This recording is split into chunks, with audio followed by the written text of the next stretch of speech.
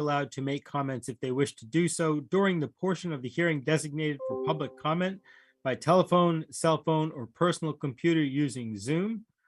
And just some guidelines for participants. Please utilize the chat or raise hand function if you wish to address the board. You will remain on mute until you've actually been addressed by the board and unmuted. And you're required to display your first and last names as your user account online. That said, by tradition, we will begin our meeting with a roll call. I am Brian Barabee. I'm Bill Payne. Paul Brandwold.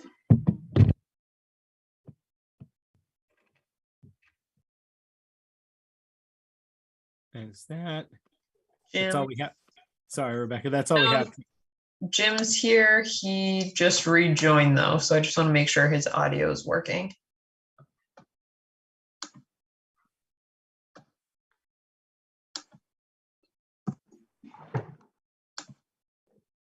Jim?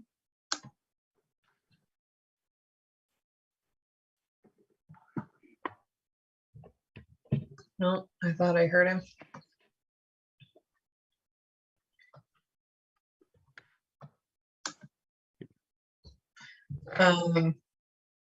That being said, Rebecca Longval, and Jim's unmuting himself. Jim, we still can't hear you.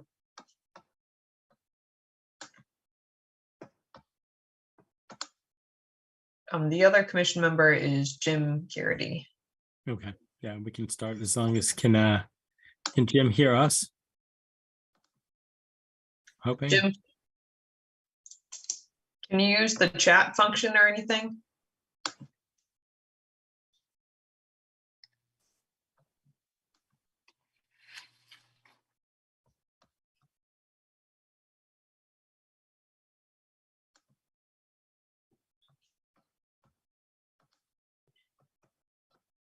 I'm not seeing anything. Yeah. if- Do we have quorum with 3? Nope, We don't. Yeah, right. 4. Yeah. But that being said, Brian, you can at least start discussing the first item, and then while Jim works on his, we just won't be able to take any motions until he's entering from a different. Can he call in on a phone? Yeah, he just tried to enter in again. So we can start, Brian, and then Okay. once he gets in, then we can start on any motions that need to take place. Sure. All right. So the Bolton Conservation Commission will now open the public hearing under Mass General Law, Chapter 131, Section 40, and the Bolton Bylaw, Chapter 233, to discuss a notice of intent for 542 Sugar Road, DEP file number 112-0715. Rebecca, are you able, or is the applicant here to give us an update and overview of this particular hearing item? Sure. For this particular item, I see the applicant's representative is present as well. But just from the last meeting until today, we're waiting for DEP file number, any associated comments. And then the commission requested that I start working on a draft of that order, since this was in a response to a collapse that had occurred of an existing culvert back in September 2021. I don't know if, Brian, you want the applicant to add anything to that? No, and well, I was going to say if they would like to, absolutely, but and I think you sent around that draft order. I was going to say, did commission members have a chance to look through it? Did you have any additional questions for this one? All right, seeing none, any of the members of the public here tonight to comment on this? And again, not seeing any. In that case, I'd like to make a motion that we close the public hearing for 542 Sugar Road, DEP file number 112-0715. Do I hear a second for closing? Second. All right, all those in favor, starting with Bill. Aye. All right, Paul. Aye. Jim, Aye. right, and Rebecca, I'm an aye as well.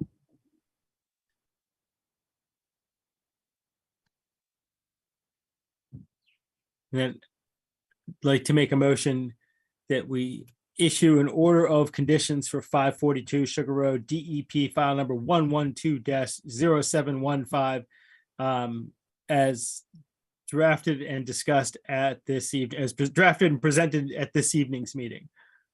Do I hear a second for that? Second. All right, all those in favor, starting with Bill, Aye. Paul, Aye. Jim, Aye. and Rebecca, I'm an aye as well. Thanks all. Thank you. Wonderful. Thank you. Have a good night. You as well.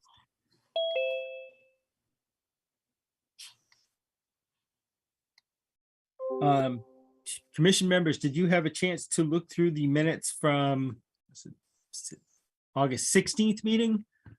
I believe they're the ones that went around. And if so, did commission members have any edits, changes, or questions regarding the drafted minutes? Or do any commission members need more time to look through the drafted minutes? One point of order, Mr. Chair, we don't have a quorum from that public meeting. So we will Gotcha. have to table that, unfortunately, Okay, unless Bill has read the minutes and wants to use and can stop in and sign a copy of them, saying that he asserts to reading them. But I have to stop in and sign a copy. we can approve multiple meeting minutes at our next meeting. We've done that in the past. We'll do that. I'll take a look at them. I was gonna say, and if for some reason we can't. I'm get leaving out really necessary early in the people- morning. You won't get me tomorrow morning. Okay. No big deal. That's the other option that we're able to do, but that Okay, works fine. We can table them till next meeting. we'll do next week, 2 weeks from now. Okay. Rebecca, are there any other updates that you wanted to go through? Is there anything we can take out of order? I'm just looking. Oh, the request for the COC for 12A Butternut? Yep, we can address that if you'd like. Sure. Do you want to give the commission a quick update as to what we're Sure. actually looking to close? Yeah. Yep. So this is actually associated with the same lot that the commission hasn't a public hearing process open currently, which is 578 Sugar Road. As you may recall, this is a lot originally created as part of the Butternut subdivision, which is referred to on those plans as Lot 12A. It was originally permitted under 1120404, as displayed on your screen, for a single family home, well, septic, associated grading, all part of, again, the larger subdivision and the riverfront area associated with that, and the permitted alteration under that. When we were out on site, we noted that there was a well installation that had occurred on site, but instead of connecting to structures on 578, because there were none, the wellhead actually connects through a water line to the existing single-family home located on an adjacent lot, 576. I did reach out to Board of Health to confirm that that well was in fact installed in compliance, because as the plan's order of condition referenced, it was done in compliance at the proper location where it's depicted on those plans. Board of Health confirmed that it was allowed because it was the same owner at the time. So therefore they allowed the well to be installed and then connected to the single family home. Again, the owner owned both parcels at that time. So that being said, the well installation is the only work aside from the water line that had occurred on site. It's been completed in compliance. No other work associated with that order had been conducted. So if the commission would like, they would be able to consider issuing a certificate of compliance. It would be an invalid order, basically stating that no other work had begun, and a complete also. I know that's a little confusing, but basically closing it out, saying the work that was done in compliance, but there was work left not done at all. So Rebecca, whose land is this well on? This well is located on 578 Sugar Road, also known as Lot 12A. There is, however, an easement that allows that, it's a deeded easement that already exists on the property that includes, the well that's installed on 578 and the water line that runs and connects to 576. So therefore that well is for 576 and it will be in the foreseeable future. And then 578 is going to build a separate well Yes, that's actually further away from the existing well, if I recall correctly. yes. So that is under the other hearing item. Yeah. In that, but you are correct. So that as part of that other hearing item, they are proposing a second well on the same lot outside of that easement, though. Okay, so what are we deciding here? That the well they've already built should have been approved somehow and wasn't, and now we have to approve it after the fact? Is that Nope. the gist of So, it? in a sense, let me try and repeat it back to you. It is a little confusing.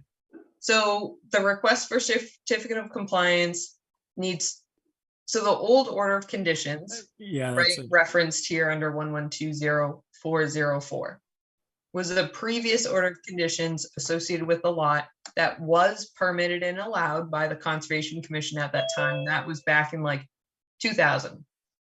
So the well that was permitted as part of that order of conditions has been installed, but nothing else had been done on site.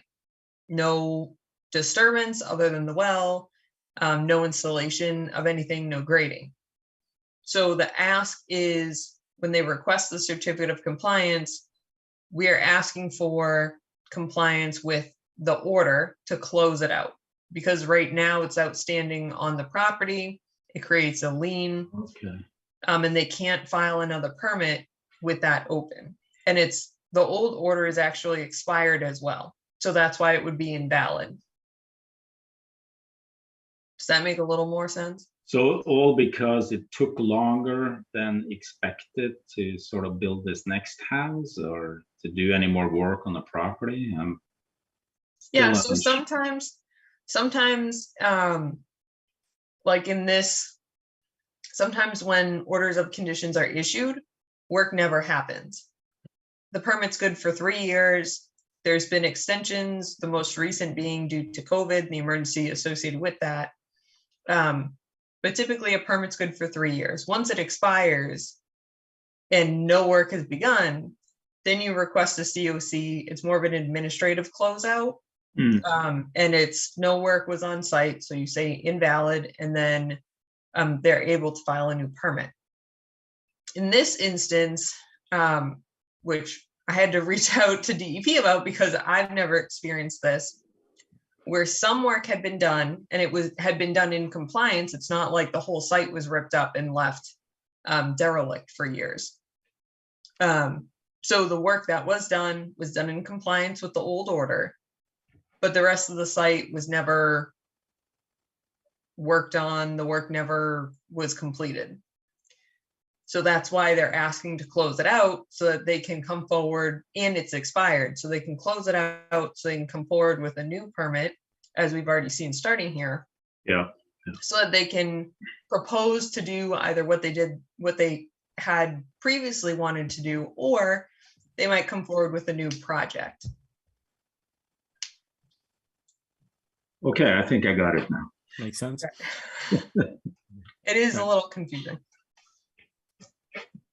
So, any other commission members have questions, comments, thoughts? Does it make sense now a little bit more? Okay. Yeah, it makes sense now. All right. In that case, Rebecca, I'm going to make a motion that we issue a certificate of compliance for lot 12A Butternut, DEP file number 1120404, noting that the work done on the original order of conditions was in compliance, but not all work was begun or completed or continued.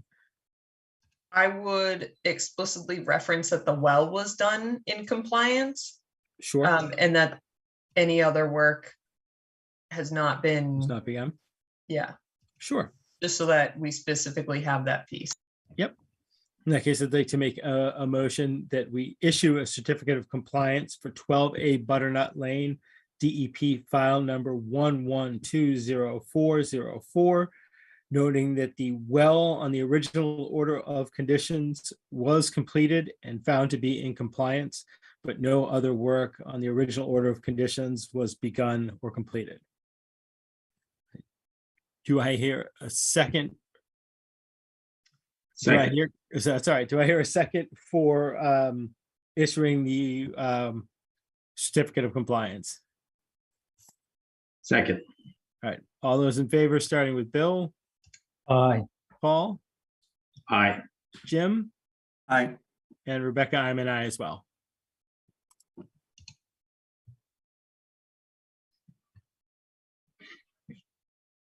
Are we on time? Perfect. All right. Excuse me. Rebecca, do you want to scroll back up screen to 7:15?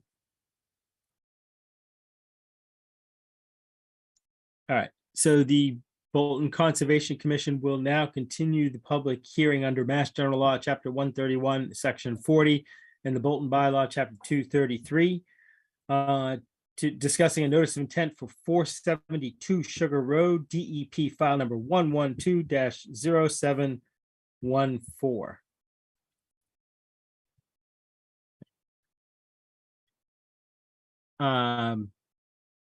There was a site visit conducted for this parcel.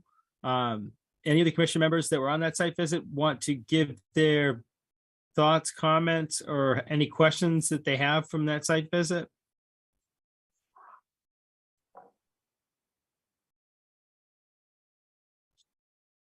Fine, offhand. As I say, I will say from the site visit, again, it's a very resource laden lot.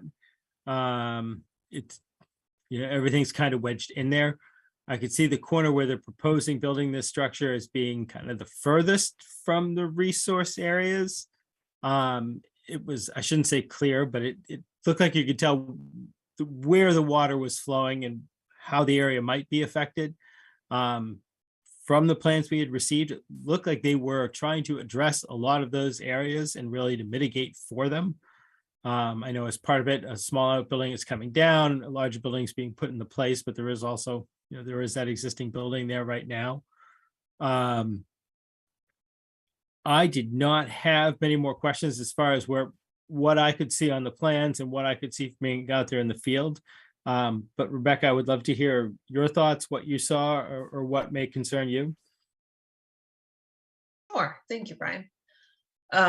As Brian stated, the site is very much within various resource areas and jurisdictional areas on site. Most of the landscaping has been natural, not natural landscape, but trying to not have lawn or clear cut areas, but rather enhancing and trying to encourage the natural landscape. The indoor pool building is proposed within riparian area in the buffer zone, which is also the adjacent upland resource area under our local bylaw. Regarding that, it is over an area that's been disturbed. It's adjacent to, the proposed area is adjacent to an existing shed and a ledge outcrop, which we did hear last time during the meeting. They are proposing quite a bit of remediation in order to mitigate any runoff, stormwater. Their most recently revised plans incorporated the roof runoff attenuation, which Jillian had mentioned at the last meeting, which she was unable to make it today. So that it was just a confirmation basically of the resource areas that were in place. And I do know they also added on the cart path easement that is on the property that was mentioned last time. We also viewed that while on site.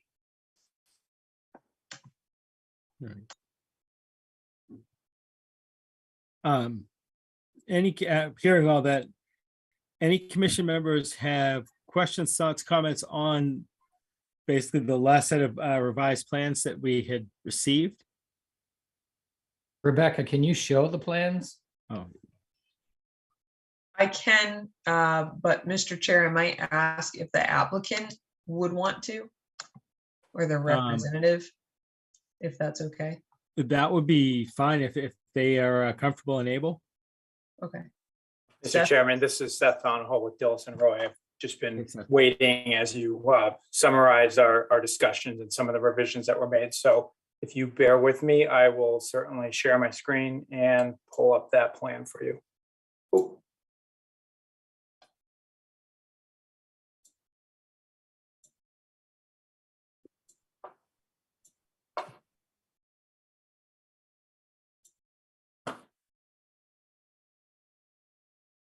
All right, so what should be in front of you right now is a zoomed in area of our proposed work, with the red outline being the area subject to the jurisdiction of your bylaw. As Rebecca mentioned, that's both the buffer zone and the riparian zone associated with a brook on the easterly side of the property. We had discussed at the last meeting that this is a proposed pool building, essentially wedged between driveway and a raised ledge outcrop. As you properly noted, that this is an area that was previously disturbed. I wouldn't really call it lawn, but it's a utilized portion of the property.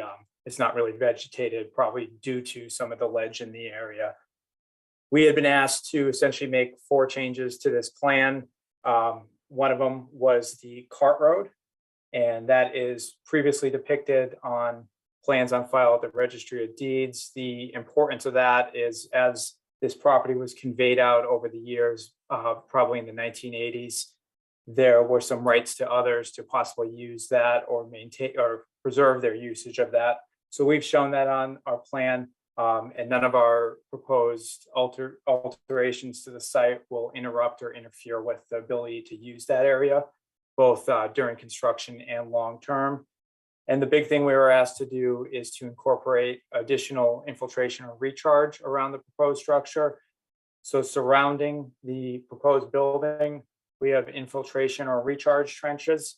Those will intercept any roof runoff coming off the building. And then these circular areas at the front of the building, that is a rain barrel with an overflow. And with a downspout connecting to the rain barrel, and there's a hose bib that could potentially be utilized to water some of the native plantings that we're proposing along with this project. And then in case the rain barrel were to become full, it has a designed outlet on it, and that would flow right into the recharge trench that they sit upon. There were some other odds and ends that we were asked to address, and that was most notably calling out that clarification on the existing driveway and walkway area. This entire area was existing. There was some hardscape in that area, and we were asked to clarify which portions of it were landscape, which portions of it were driveway. And so hopefully we've been able to make those notes in going forward, that there's no question on what the situation is there. The final thing, we were asked to look into the age of the building on the property. The assessors have it listed as approximately 1940. Some records would indicate that it was used prior to that in some shape or form, probably as a hunting lodge in the 1920s. And that is what the existing dwelling, or a portion of the existing dwelling, is there. That summarizes the changes that we made in response to the last public hearing and the site walk. We all appreciate you coming out and taking a look at this unique site, as the applicant is chosen to work within a limited area that he has available here, and essentially that's sandwiched between a raised ledge outcrop and the existing driveway. So he's not really going any closer to the resource area than existing altered areas on this site. I would be happy to address any questions that the commission has, or if I need to zoom in on any portions of the plan, just let me know. Any commission members have any outstanding questions or any new questions after what we've heard? Yeah, I was thinking about that. I don't think we talked about it enough when we were out there, but this is all sort of on a slope down towards the lake and not the brook behind it. So if you have heavy rainfall like we've had in the last couple of days, what happen, how does that water flow, and will that go into this area where the building is planned, or is it sufficiently flowing to the side of the building? So the infiltration trenches surround the building. So those are deep stone trenches. Any runoff coming off of the building and possibly coming off of the driveway would be intercepted by those and be given an opportunity to infiltrate into the ground. The rain barrels themselves, they do have a substantial capacity. There's over 100 gallons of water that can be stored there. Now, putting the shoe on your foot, what happens if those are full? You're essentially left with the infiltration trenches only. So they are a nice extra measure here. And again, the applicant is proposing to incorporate some pollinator gardens, enhanced vegetation where there's really none right now. And he has indicated a sincere desire to naturalize portions of this. And I imagine he'll take good care of those gardens, and those rain barrels will be well utilized. So there's 2 layers of protection there. Essentially now the drainage patterns, as you mentioned, they do go towards the ledge outcrop.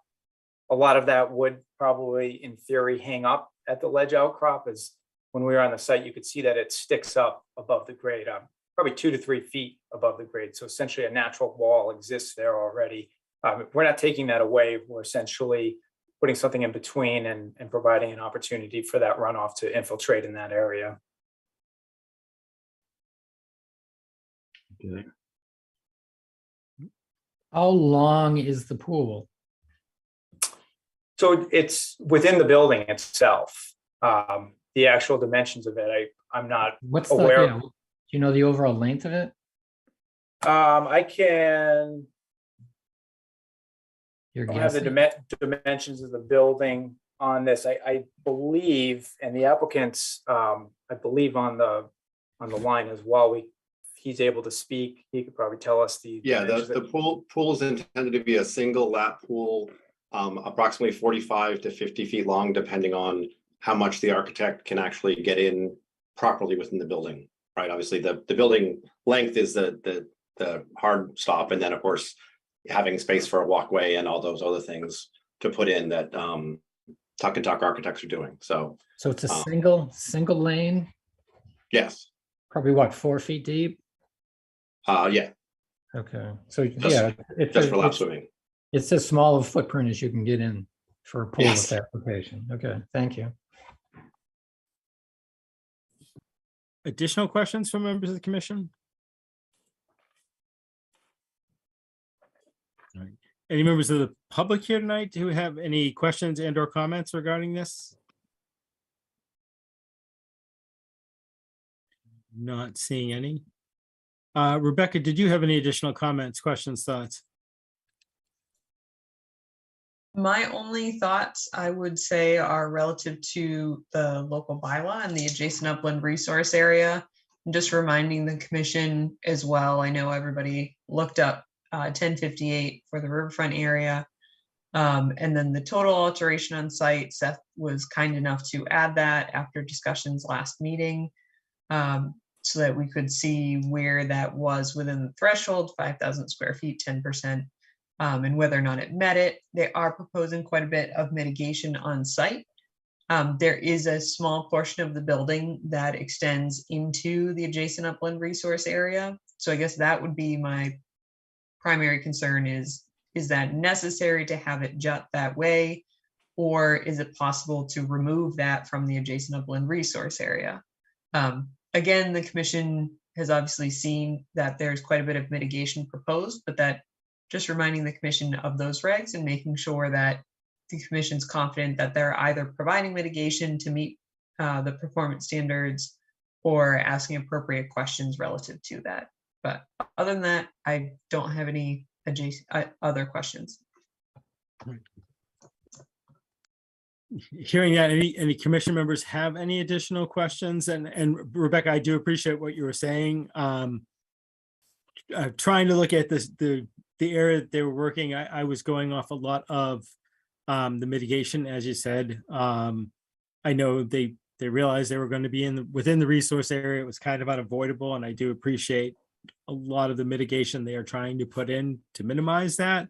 I think I was comfortable with it as proposed, knowing what the scope of the project is, but I'm curious, other members of the commission, if you have thoughts, feelings, strong or otherwise.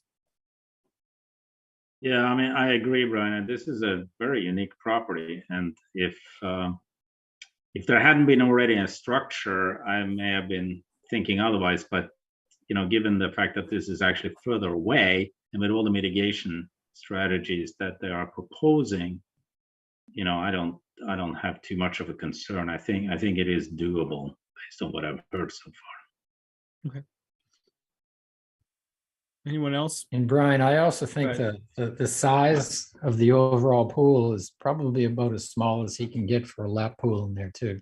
So I don't think it's oversized at all. Yep, no, I agree as well. All right.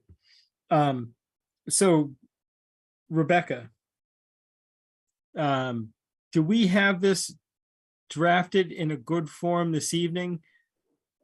I did not draft this yet because we had Okay. received the revised plans and I wasn't sure if the commission would have any further Brother. requirements or questions for the applicant.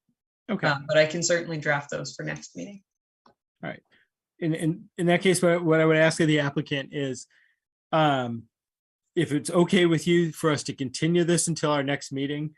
And the reason for that is it leaves it open if there's any additional questions or anything else that you really want to pop in. But in hearing from the commission this evening, the latest plans we have, we don't seem to have any additional comments or questions for them. If we continue to our next meeting, it gets Rebecca a chance to write up everything kind of in our standard boilerplate way and just have it basically ready for us to vote on. Your other option is if you don't want to continue, we could always close the hearing tonight, but we probably wouldn't vote on it until our next meeting anyways, again, just so we would have a chance. I certainly don't want to make any extra work, and I certainly appreciate having served on other volunteer boards similar to this. The being able to have everything set up before the meeting so you can look at it and say, oh, yes, the boilerplate's right and we got it in. So that's fine. Absolutely. Okay. Thank you. All right. In that case, Rebecca, our next meeting is the 20th. Could you remind me the date? Yes, the September 20th, and Okay. it's still via Zoom. And the first time slot we have open is 7:45. That's my first question. All right. In that case, I'd like to make a motion that we continue the public hearing for 472 Sugar Road until our next public meeting, Tuesday, September 20th, 2022 at 7:45 p.m. Do I hear a second for continuing? I second. All right, all those in favor, starting with Bill, Aye. Paul, Aye. Jim, Aye. and Rebecca, I'm an aye as well. Wonderful, thank you.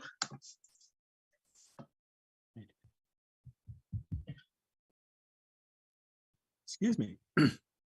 Moving right along. The Bolton Conservation Commission will now continue the public hearing for continue the public hearing under Mass General Law, Chapter 131, Section 40, and the Bolton Bylaw, Chapter 233, to consider a notice of intent for 357 Main Street, DEP file number 112-0716. This is another one where I know commission members did have a chance to go on a site visit. Would anybody like to go through what they saw on that site visit or give initial thoughts or questions from that site visit? And if I'm not seeing any initial ones right now, I kind of, Rebecca, I would love to hear your thoughts and your original comments based off the site visit that we had. Sure, happy to. All right. So we visited the site 357 Main Street, also the site of environmental pools. or locally known as environmental pools. I believe it was the Skinner property as well at one point. So we went out, we looked at the site. Primarily, this is redevelopment of an already existing site. The areas within direct jurisdiction of the Conservation Commission, we reviewed specifically walking down to Great Brook towards the front of the property towards 117, where there's one of the stormwater basins proposed. Currently there's quite a bit of material eroding out of one of the catch basins because the catch basin is failing or has failed, as we observed on site as well. And then when we walk to the rear of the property or the northeast of the property, we had observed some work that is taking place outside of the jurisdictional area. Then when we were back there, we actually observed that there was an encroachment into the adjacent upland resource area. And Seth was kind enough to already talk to his client and provide remediation plans for that. And they asked that that be considered part or wrapped into the notice of intent in order of conditions if the commission so wishes to issue eventually. And from there, primarily the work is outside of the jurisdictional area, except for some grading and the drainage down by, shouldn't say down by Great Brook, but within the riverfront area associated with Great Brook. I don't know if I missed anything or anyone wants to fill anything else in. I will say we did mention memorializing, because of the encroachment that had occurred, memorializing it with boulders or signage, just something to make it very obvious to anyone on site. And while we were there, not only was it suggested that the area that was encroached upon, but also on the northwestern side of the existing building, existing parking area, there was some stockpiling occurring just outside of the jurisdictional area. So that was also brought up, and that was also included in the remediation plans to memorialize that line, also to ensure that there wasn't any further encroachment past the proposed limit of work or into a jurisdictional area. Thank you.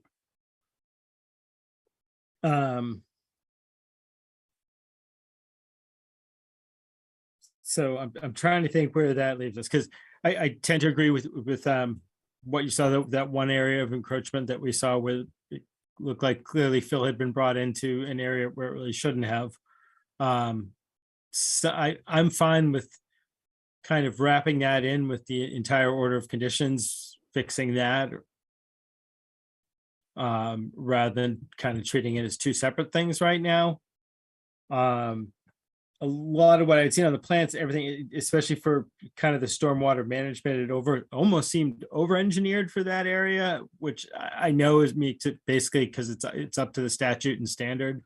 So I was that said, it was fine with how that looked, how that was how that showed up on the plans and how they had kind of worked that in. Yeah, I don't think I had any other real additional questions. Curious if other members of the commission had additional initial questions, thoughts, or comments. Just a quick question, Rebecca. There was an intent to have a couple parking spots for conservation land? Was that supposed to be put on the plan, or did I miss that? You did not miss that. To my understanding, that was not put on the plans, and that's a very good point, Jim. We had brought that up at the end of the last meeting. Brian wanted to look at the site first before we proposed a location or had suggested anything further on that item, but I think that's really relevant to bring up, Jim, and I'm not sure if you would like to ask the applicant's representative about that, or if that had been discussed with the applicant's client at all. I'd be happy to chime in, Mr. Chairman, if you'd like. Please, Seth. Yes. So this is Seth Donahoe with Dilson Roy again. We had discussed at your last meeting in the site walk the proposed improvements to what I know as the Skinner property. It's 357 Main Street. Essentially, our notice of intent was submitted after going through a lengthy permitting process with other town boards. related to the redevelopment and repurposing the existing building at this site. As you all are aware, it's a commercial building, and that triggers full compliance with DEP stormwater policy. So we brought a lot of the infrastructure at the site into compliance with those standards, and that was done in concert with a peer review that was completed by an independent engineer as part of the other permitting efforts. And that's how we got to the designs and the sizing and the location of many of these improvements that are before you on this NOI. I'll go specifically to the area that there was some filling. And is it all right if I share my screen again? Please, Seth, that would be wonderful.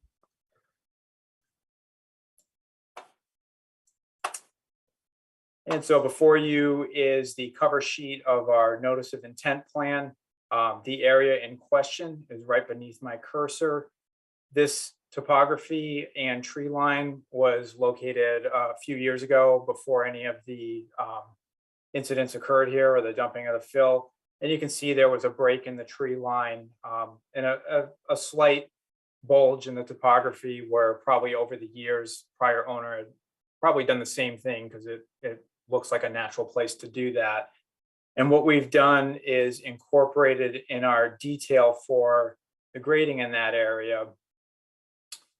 Originally, our NOI only encompassed this small area of grading within the outer portion of the buffer zone, and that was to bring the grade up to the finish level that's needed for some of the infiltration areas that's located beyond the buffer zone.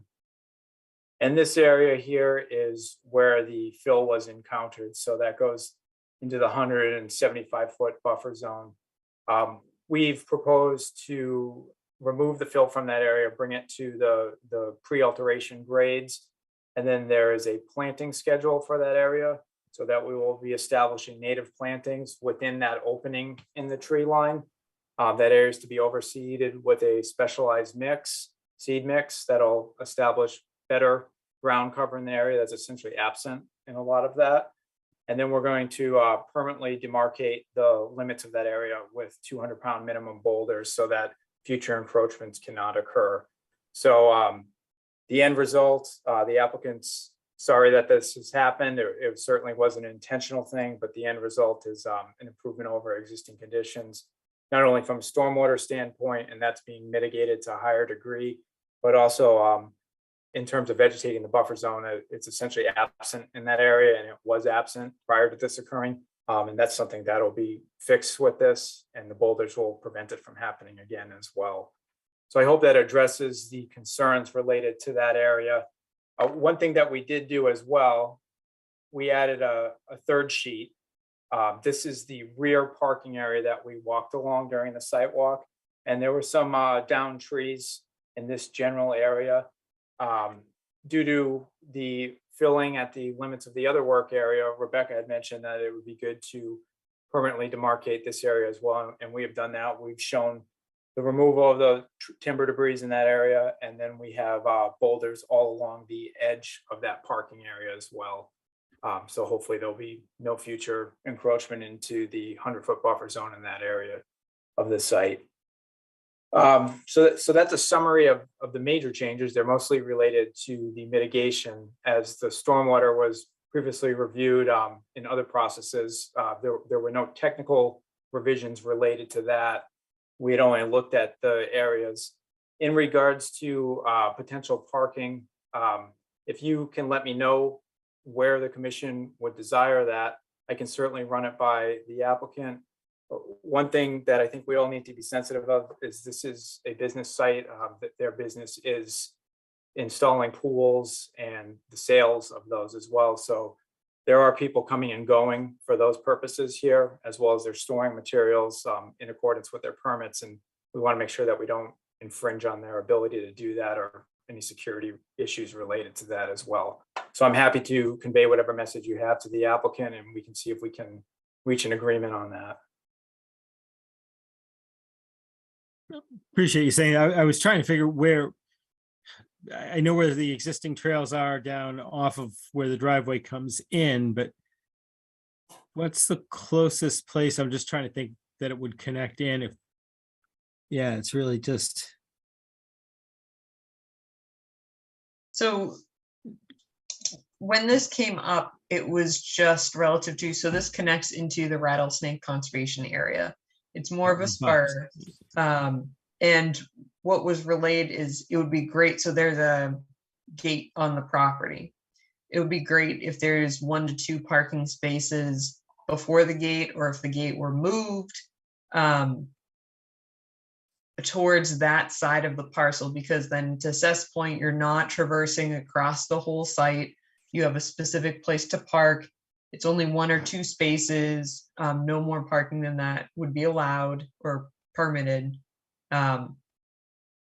So I think that's really what they're looking for. And I think it sounds like it's relatively flexible to make sure that the client, your client, Seth, could both accommodate that, but do it in a reasonable way that's not impeding on them. So what I would say is probably right around that lower, was that the southwestern corner of the property, the southwestern corner of the driveway there at the entrance. Because as we all know, when we walked in there, the trail's right there. So I don't think we're looking to get parking at the back of the property at all, by any means, for many reasons, but it would be helpful to get off 117 and just right along the entrance, or right in that first parking area. At least that would be my suggestion to the commission, remaining relatively flexible, like I said, so that it can be accommodated, and it's not, we need it at this exact location and have it be turned down because it's not flexible enough. I can certainly pass that by the applicant in this case. My only concern is that area is in possibly within the riparian zone. It is, so you can see the blow up of the area we're discussing.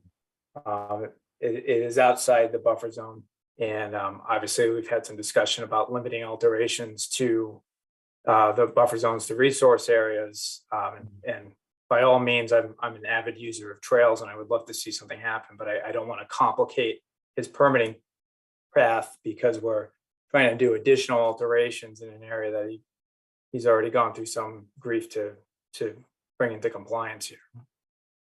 But I can certainly convey that to him, and if he's agreeable, I can report back to you. I do take your point too. It does make sense. All right. Were there additional questions that members of the commission had, or were people comfortable with the mitigation plans as they were laid out and kind of Seth just walked us through?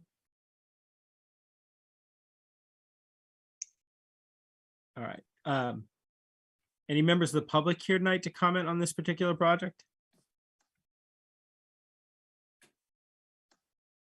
Again, I'm not seeing any. All right. So Seth, with your permission, could we continue this till our next public hearing? That will give Rebecca a chance, I think, to kind of formalize the order of conditions. Again, I don't believe any commission members had any additional questions or conditions or anything to add. If we can continue it and you can kind of ask your client about the possibility of including a parking space or 2 for trail access, love to hear what they have to say. But I don't think we have any additional questions about everything else as to how it's currently proposed. Yeah, I'd be happy to do that. I am out of town on September 20th. Okay. So what I'd propose is if he's agreeable to the parking area, I will hatch that out on the plan, essentially designate that area so that if the order of conditions is prepared, it could reference that. And then if everything's agreeable to the commission, hopefully that the hearing could be closed and he could move on with his construction and permitting for the site. Yeah, I think that would be fine. Okay. Again, I just one more time, any commission members have any additional comments or anything else they want to see added, changed on the plans? Okay.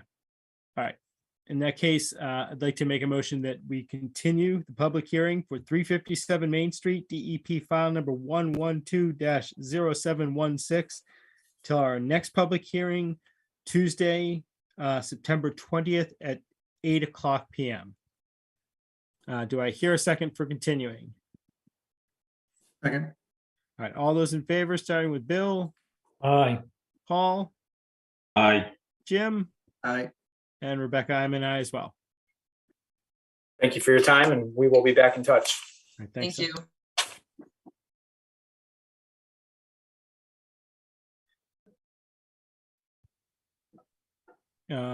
All right. I suppose we can just do the COC first. Yep. All right. Rebecca, do you want to give the commission members a quick update on this certificate of compliance or this request for a certificate of compliance? Sure. So this is relative to DEP file number 112-0697 located at 0 Main Street. This work was relative to the temporary crossing for some soil tests in the upland portion of the lot associated with another item on the agenda or another public hearing item on the agenda associated with 0 Main Street under a different DEP file number. And all the work associated with DEP file number 1120697 has been completed in compliance. They did leave the erosion control up for the purpose of the fact that they're hoping to continue work on that site. So I can imagine that the commission, when we get to that next item, we'll talk about that a little bit more, but regarding this item, all work has been completed in compliance with the temporary crossing for the soil tests. Right. Commission members hearing that, anybody have any questions, thoughts, comments, any reasons why we shouldn't, couldn't, or wouldn't issue the COC?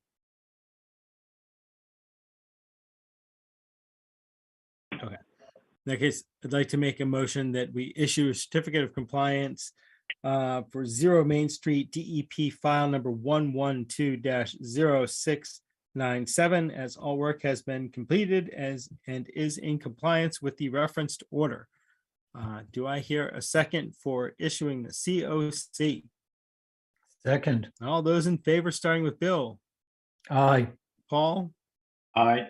Jim, Sorry, aye. all right, and Rebecca, I'm an aye as well. Wonderful, thank you. Okay, so along those same lines, the Bolton Conservation Commission will now continue the public hearing under Mass General Law, Chapter 131, Section 40, and the Bolton Bylaw, Chapter 233, to consider a request for a notice of intent for 0 Main Street DEP file number 112-0712. Rebecca, would you like to give an update on this project, or is the applicant here? And if so, would they like to give an update on this project? I believe the applicant and their representative are present, but just to remind the commission from last meeting, this was continued so that I had the ability to draft the conditions. At the last meeting, the commission didn't have any outstanding questions aside from adding in what we had discussed at prior meetings into the draft order of conditions.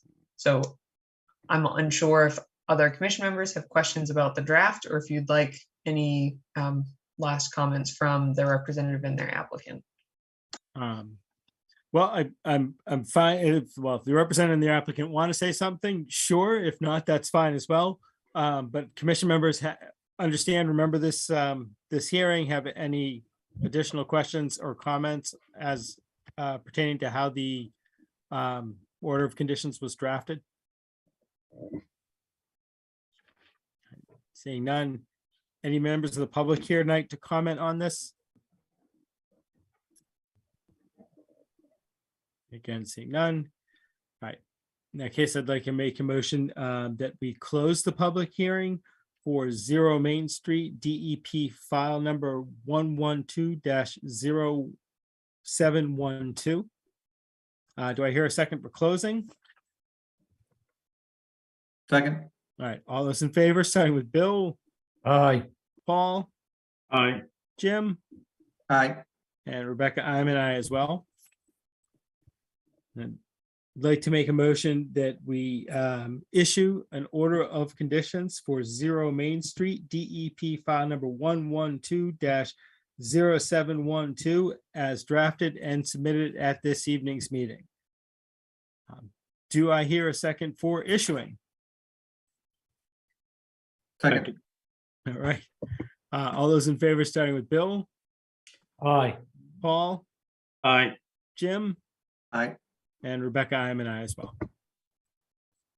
Wonderful, thank you. Thank you very much. Thank you.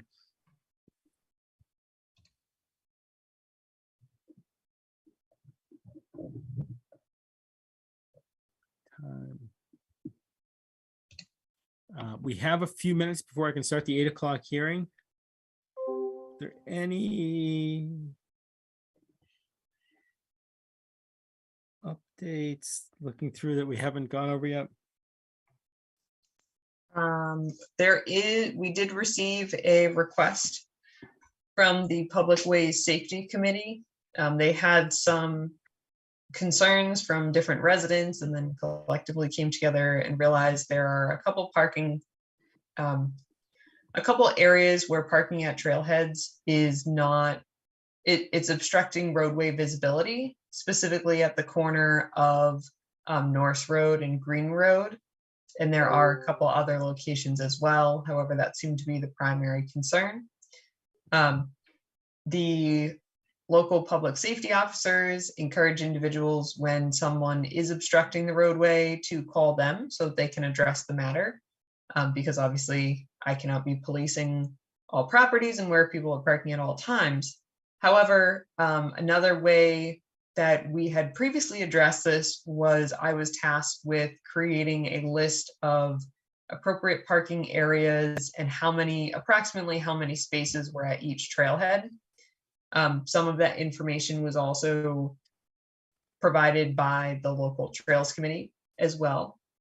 So one of the ways that I talked with the chair of the Public Ways Safety Committee to address this matter was to be posting a quarterly reminder as a news and announcement to the conservation page, or through the conservation page rather, that included that list of where trailhead parking is, and encouraging people in that same news and announcement to ensure that they're not obstructing roadway visibility.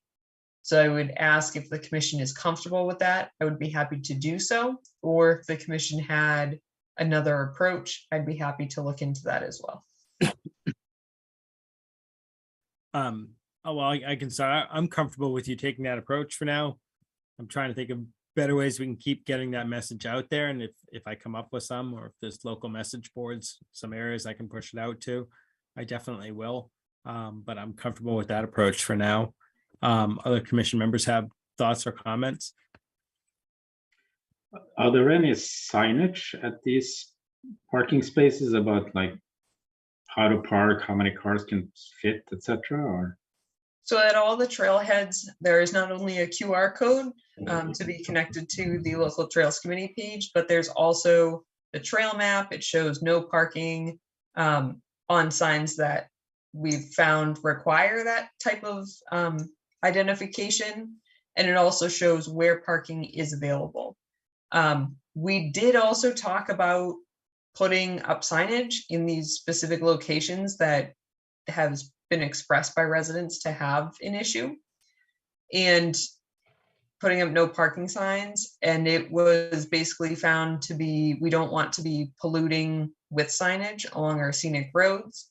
And along with that, unless you are reporting a conflict, it's not being enforced in some instances. So that's a concern as well. So not only are you adding to the sign pollution, for lack of a better term, but then it's not even being enforced. So what is it truly doing? And there was some hesitation to, like I said, because the signage isn't there, there's some hesitation by the Public Ways Safety Committee to be encouraging people to be calling these violations when they occur. So this was a start, I guess you could say. So this would be on the web page, basically, with Yep. this information. So this would be the Conservation Town webpage, Yeah, and it's linked through news and announcements. So anyone who's subscribed to the town website and that specific page gets it. so I'm just trying to think of if I'm somebody who wants to go for a hike and I'm looking for trails, and is that a place I go, or do I kind of look at some maps and I try to find my way over there and I drive over and find a space? How do I even see this information? I agree with you. And I completely understand that approach. So it's also on the Trails Committee page, which houses most of our trails information and data, which is housed under the Trust website. What I can do as well is I can reach out to the resources that I have and say, can you, when I do the news and announcement, at the same time, request that they push out on different social media pages of the town and community also.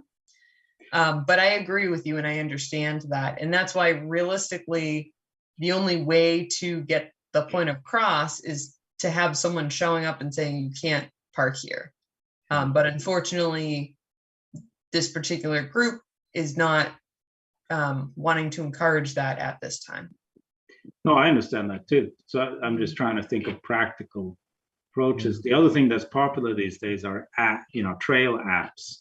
Yep. Right, like All Trails and others. And is there a way to kind of get this information into those types of sites? Yes and no. The short answer is there a way? Yes. The longer answer is some of the apps going through administratively to correct things is difficult. All Trails is fairly receptive at times. It seems to depend on the time of year. And same thing with like OpenStreetMaps on Google. I know a lot of different apps pull from that. So if the base map has something that says parking or no parking, that typically carries through others. Again, it's very easy to submit a request for the alteration or to create the alteration, but then to have it published and stay published, it can at times disappear. So yes, I will try that as well, is I guess the way to answer that, but it may not function the way we think it will. I get it. Okay. Well, I don't have an issue with the recommendation. I was just trying to see if there's any other ways to get get it out there. Okay.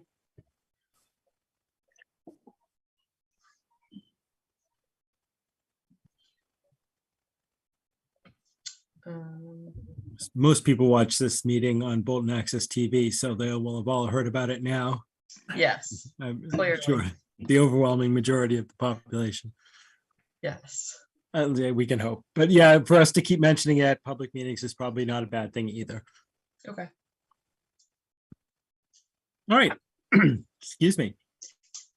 That said, the Bolton Conservation Commission will now open a public hearing under Mass General Law, Chapter 131, Section 40, and the Bolton Bylaw, Chapter 233, to consider a request for determination of applicability for 302 Berlin Road. The proposed construction of a new two-car garage, 24 foot by 24 foot at the end of an existing driveway with an attached storage shed, also 24 foot by 24 foot.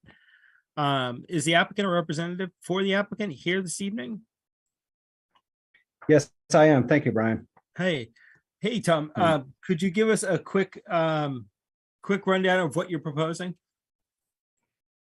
Yeah, the side of our house goes down, and the driveway comes down, and there's a area that at one time, I guess, used to be a turnaround area for the driveway, which is since semi grown over, and the garage really isn't large enough for us.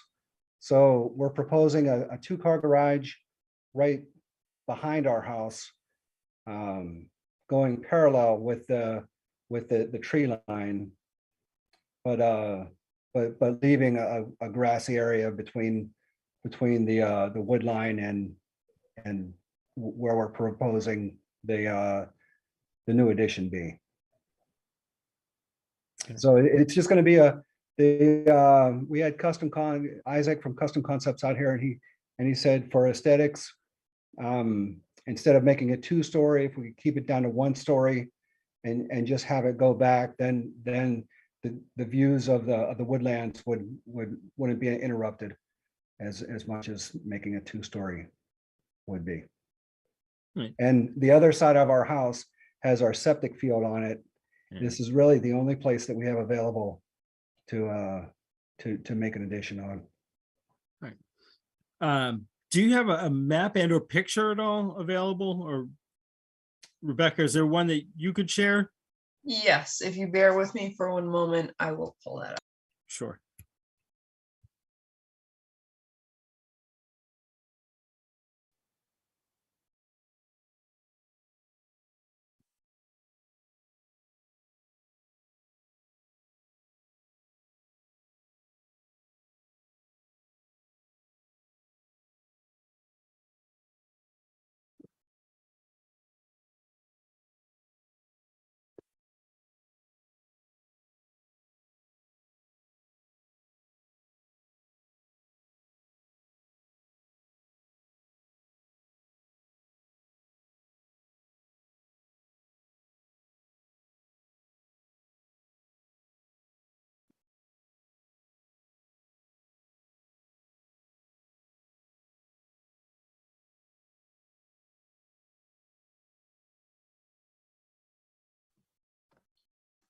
I apologize in advance if this crashes my laptop. I will jump back on the meeting as soon as possible.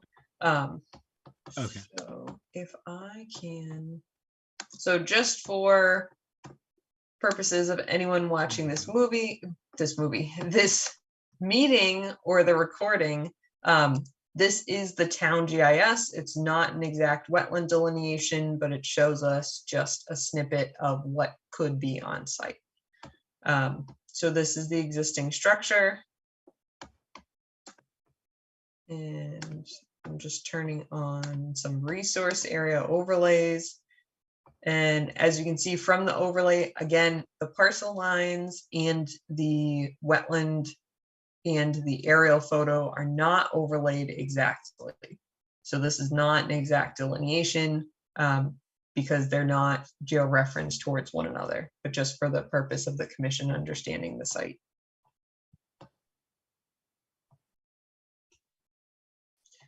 So Tom, it may be helpful if you just express where it seems like the driveway comes in this way. Yes, yeah, the driveway goes right down there. Okay. And if you go right down to the end of the structure and then go toward the wood line there. Yeah. It's gonna go straight, it's gonna be a rectangle going straight back on that side of the house. Okay. With just a separation of, from between the house and the garage with just a couple feet of separation. No, the driveway would go straight back, straight into the garage. Okay. Yes. And most of this area now existing lawn? Yeah, it's With lawn some right trees. there. The big green round is a dying willow tree.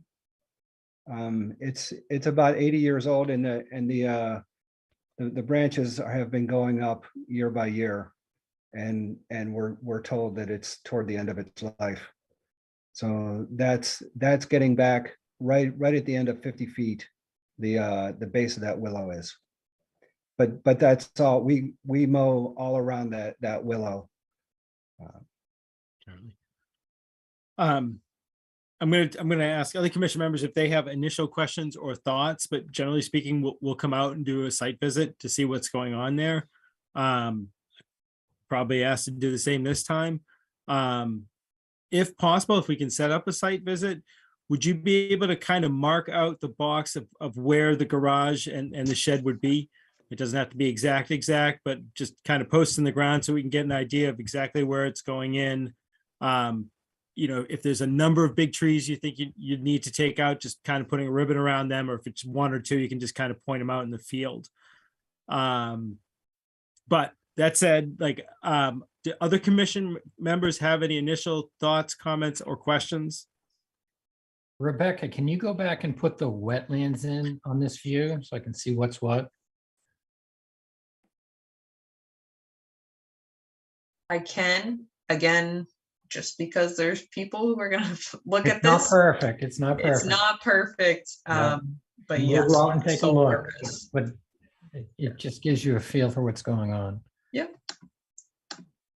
It may, oh, there it goes.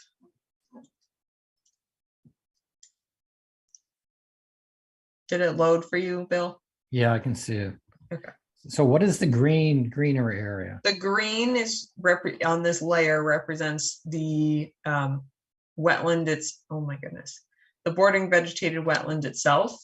That blue is 100 foot off of the wetland area. So that's adjacent upland resource area under a bylaw and in the 100 foot buffer under the Wetlands Protection Act. Okay.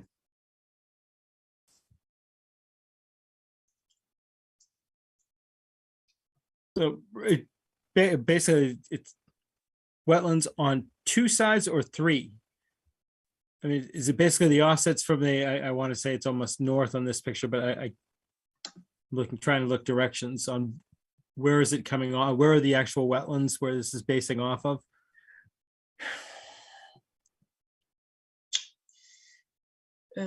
It looks like it's coming off of two sides. It Right. looks like there's a wetland towards the rear of the existing single-family home structure and then wraps around to the northern side of the parcel. Yep. And then it builds off that as aura. Yeah. Right.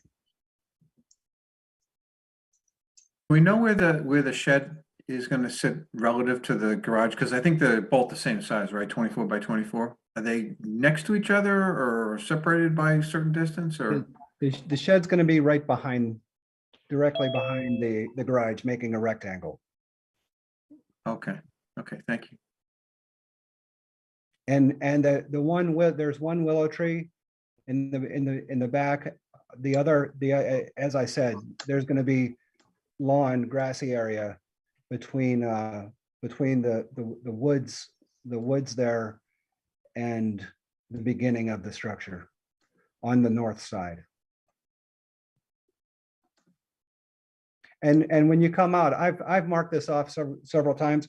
The property was built with landfill put in, and so it's pretty easy. I go down there and I have stakes in at where the landfill started, and that comes up to the tree line, and then I will also mark where the structure will start in the lawn south of the tree line.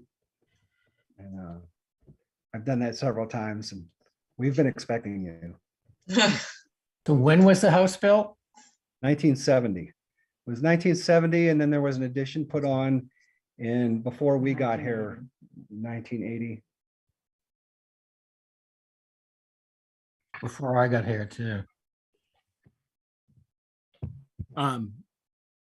Other initial questions from members of the commission?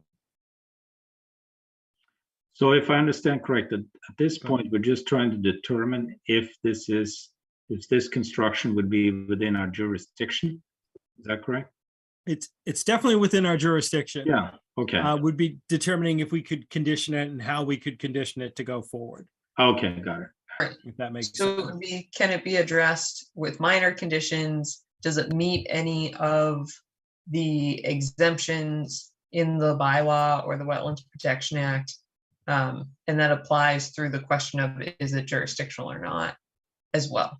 So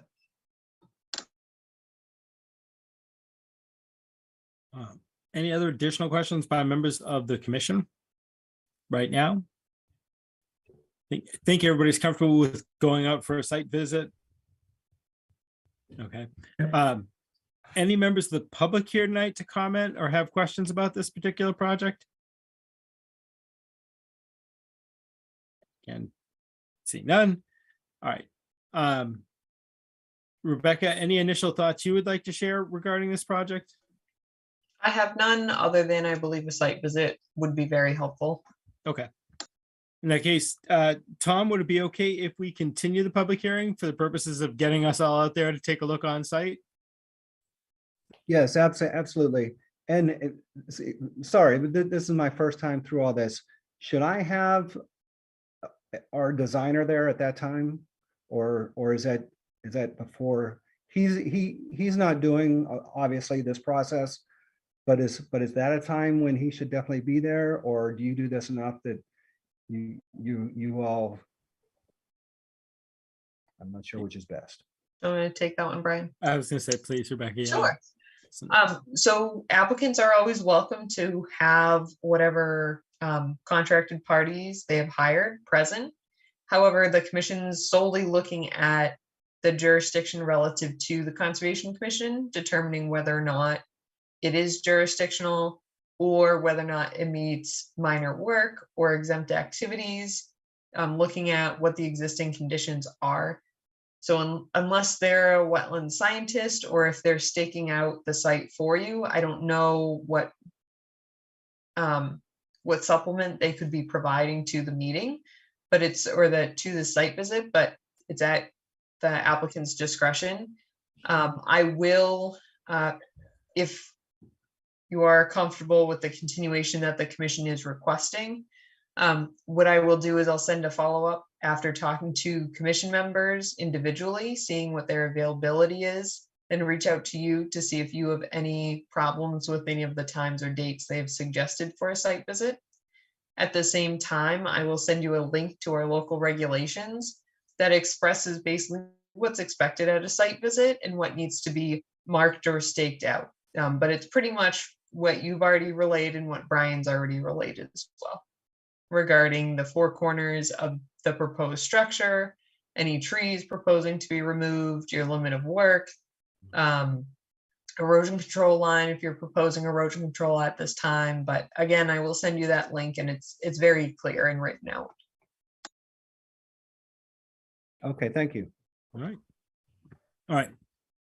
All that said, I'd like to make a motion that we continue the public hearing for 302 Berlin Road until our next public meeting, Tuesday, September 20th, 2022 at 8:15 p.m. Do I hear a second for continuing? A second. All right. All those in favor, starting with Bill, Aye. Paul, Aye. Jim, I, Rebecca, I'm an aye as well. Wonderful, thank you. All right, thank you, Commissioner. All right. Yeah, thank you, guys. All right. All right. Rebecca, are you good to continue? I mute myself, yes. Well, you can just nod or say no. Yes. All right. In that case, the Bolton Conservation Commission will now continue the public hearing under Mass General Law, Chapter 131, Section 40, and the Bolton Bylaw, Chapter 233, to consider a notice of intent for 578 Sugar Road, DEP file number 112-0713. All right. I was to say, is the applicant or a representative for the applicant here this evening?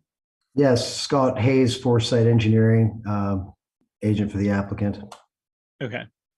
Do you want to give us an update on this Sure. project? Or okay.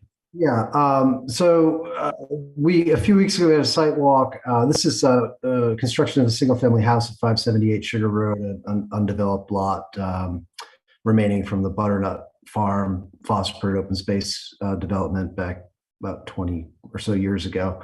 So we had a site visit a few weeks ago with the house staked out, the erosion controls, and we had staked out all the wetland flags in the top of bank of the stream, and reviewed all of that with the commission of the field. I think most of the commissioners were there for that.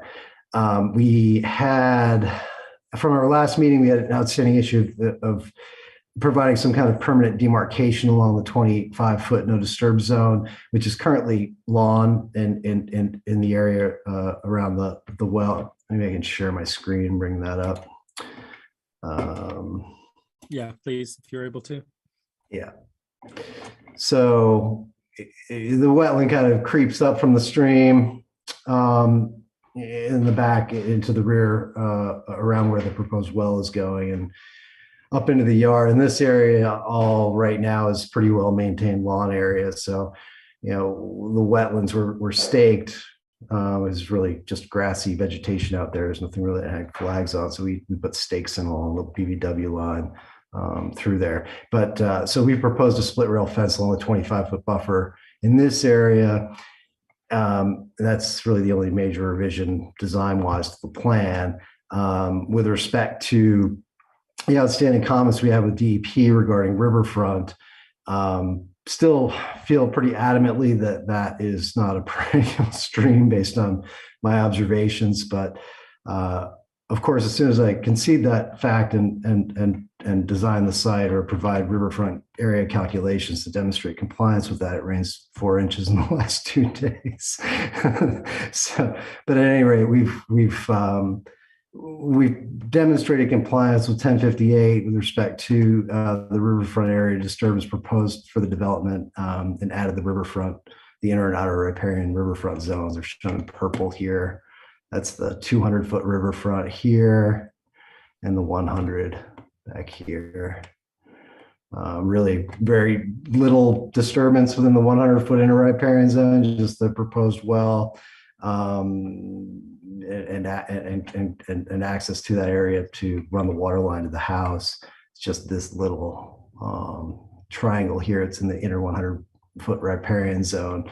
And the rest is from 100 to 200 is the house construction and driveway and drainage mitigation areas, et cetera.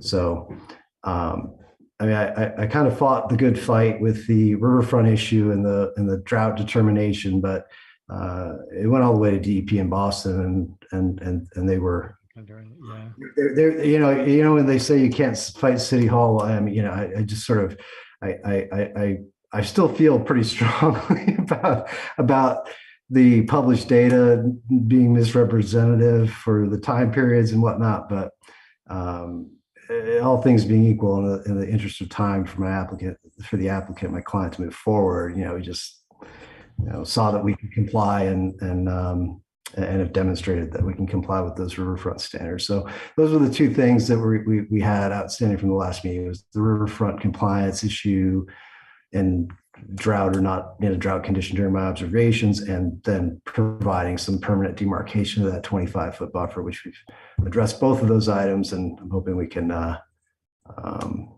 draw this to a conclusion tonight if possible. Also, we have the old order of conditions from 2000 that had expired, that we'd also requested COC on that, because I think you need to act on that before you can act on this new application. That's a procedural matter. We had an open spot earlier, so that was closed out without any issues. All right. Well, if there are any questions, I'm happy to answer them for you. I was going to say, I could possibly put mine out. I appreciate, I know we have to treat it as riverfront. And I appreciate that just basically most of the project is outside of the 100-foot. Again, I understand it's a proposed well, which is kind of in line with the existing well, which they're going to need some sort of small access to, but it looks like just about everything else is outside of the 100-foot, which I appreciate. I can understand if trying to get outside the 200-foot, it would be impossible to use this as a building lot. There's just not enough room outside of it to do anything here. And I can appreciate that this was originally approved as a building lot as part of this entire subdivision. I guess, and Rebecca, you may have the answer to this one. When we're talking about the full amount of disturbance within the riverfront area, I'm not sure if that was all accounted for in the original plan, the original subdivision plan, or if we need to recalculate now, or if the riverfront has changed significantly since that point in time. I mean, So Go ahead, I Scott. looked up from I think 2000 circa when the original subdivision was approved, and we had done the work back then. A much younger me, and there had been riverfront calculations for the Hubbard for the whole subdivision, which I took that table from that plan, added it here, and then revised it to reflect the proposed disturbance on lot 12A. Slightly different than what had originally been proposed, but it does account for the cumulative impact of the roadway crossing for Hubbard Lane, and then all of the lot development that occurred in the subdivision within the riverfront during that period. And it kind of totals all that up and demonstrates the less than 10% total riverfront area alteration for the subdivision. That was another comment he had brought up as well. As close as you can get. Do you remember or do you have what the original proposed disturbance for 12A was? You had to ask. It was slightly less. I think it was 10,800. I think it was maybe 800 or 900 square feet less originally than what I have here. Okay. I can find it if you really would like to know. It was 10,000. I believe it was 10,800 and change. It's my recollection. So it's approximately an extra 1,000 square feet now, but It still was staying close- under the. Yeah, it was less than 1,000, I think. I can get that number if you need it, but I was really more concerned with not exceeding the 10% total, for everything. And I think, we ended up maybe with a little bit more disturbance because of the drainage mitigation and just needing to push the limits of work out around the house slightly more than they were before. Because on the original plan, there was no drainage mitigation at all for the lot. So anyway. Those were kind of my initial questions and thoughts. I'd like to hear if other commission members have questions, comments, or thoughts. So yeah, just a quick question. So I understand the 200-foot riverfront calculations and whatnot here, but what's the performance stands for? 95% of the house is in the 100-foot buffer zone. What's the mitigation for that? If we go back and look at it. Just a point of clarification, I believe you're meaning to reference the adjacent upland resource area, which makes up the 100-foot buffer zone. Yes, I'm sorry. Yes, correct. Yeah, I mean, this lot was created prior to the wetland bylaw, so really no consideration was made for the adjacent upland resource area when the lot was created. So, we've cited the septic system as far away as possible, and then cited the house up as close to that as we can within the buildable area that was allocated for the lot. I mean, we're just kind of working within the area that's available for lot development, which is all currently pretty much a lawn area to 576 Sugar. I mean, it was owned by that owner. It was used as an accessory yard area for the past 20 years. Well, that house, that owner, the adjacent owner owned both properties for that time. Okay, thank you. Additional questions?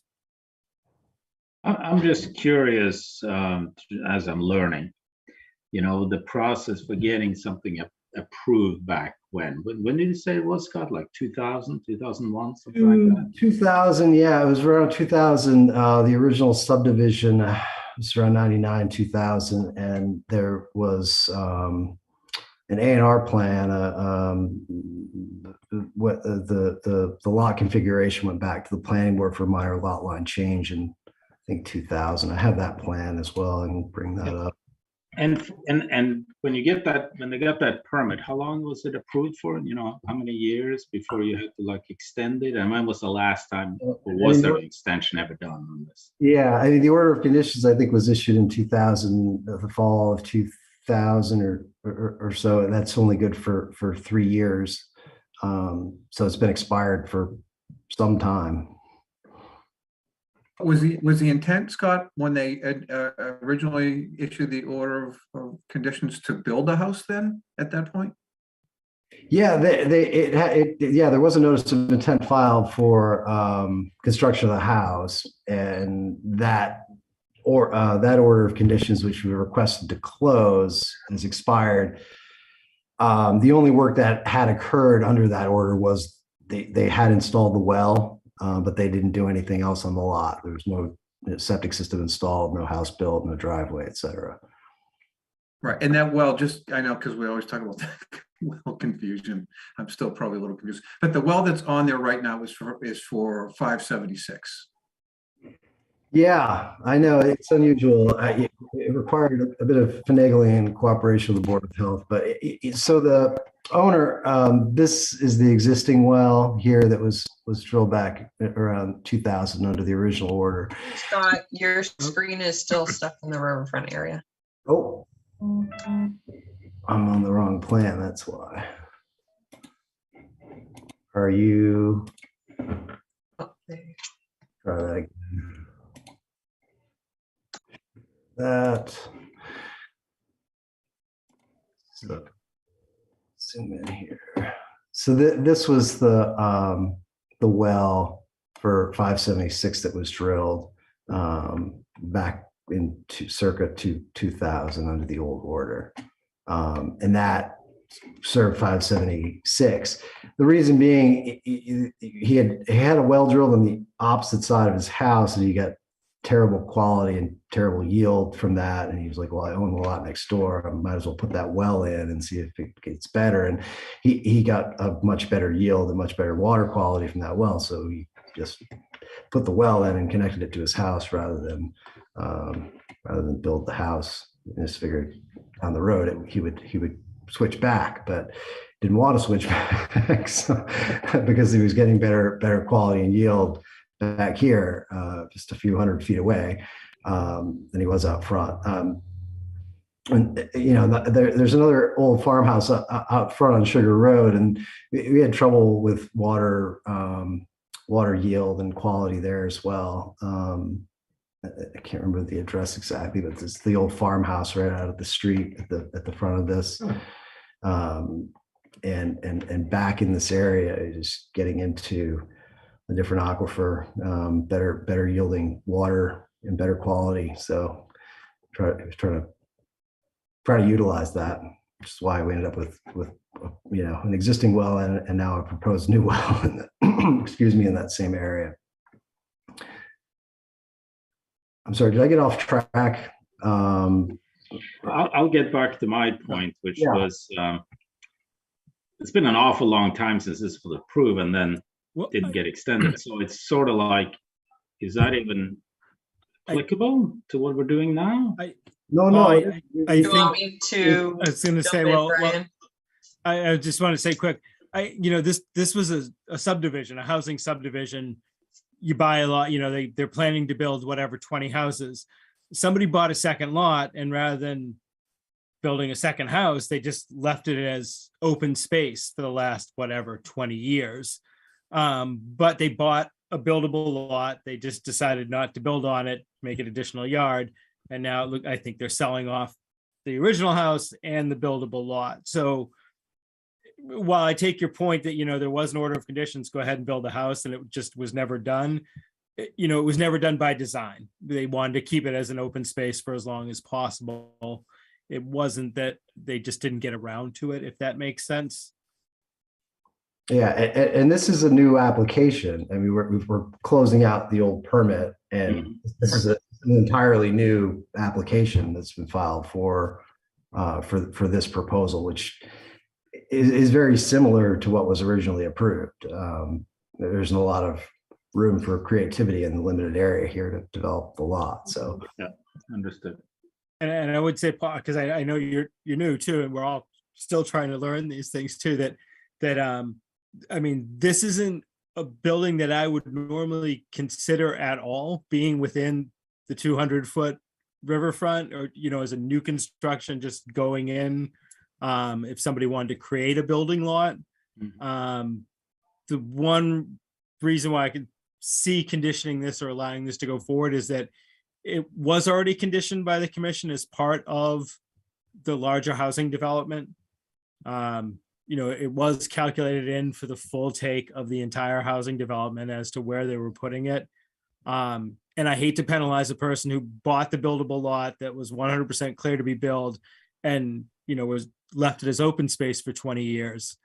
But, a lot of the, if this was a new construction, if this was a new lot, somebody was trying to carve out, I would have trouble approving any of this plan just because it's within the 200 foot, but this was a pre-approved lot that was sold as such and held as such. Not to say that that can't change, but I guess that's where a lot of where I would even consider this would come in. Right. No, that makes sense. Yeah. No, that's where I was trying to come from. It's Okay. like, Is how there applicable legal- is the old rules versus now, but old conditions, but the rules changed too. So it's sort of like the homeowner took a chance is another way of looking at it. That's perfectly. I was going to say that in the river, how the river flows changes and how close or far away it is from the property changes over time. So that's very fair. I'm sorry, Bill Payne, were you about to say something? Yeah, is there a legal ruling or leaning or something that would tell us if it is okay to do this, to look at this as the original subdivision versus a single lot? Yes.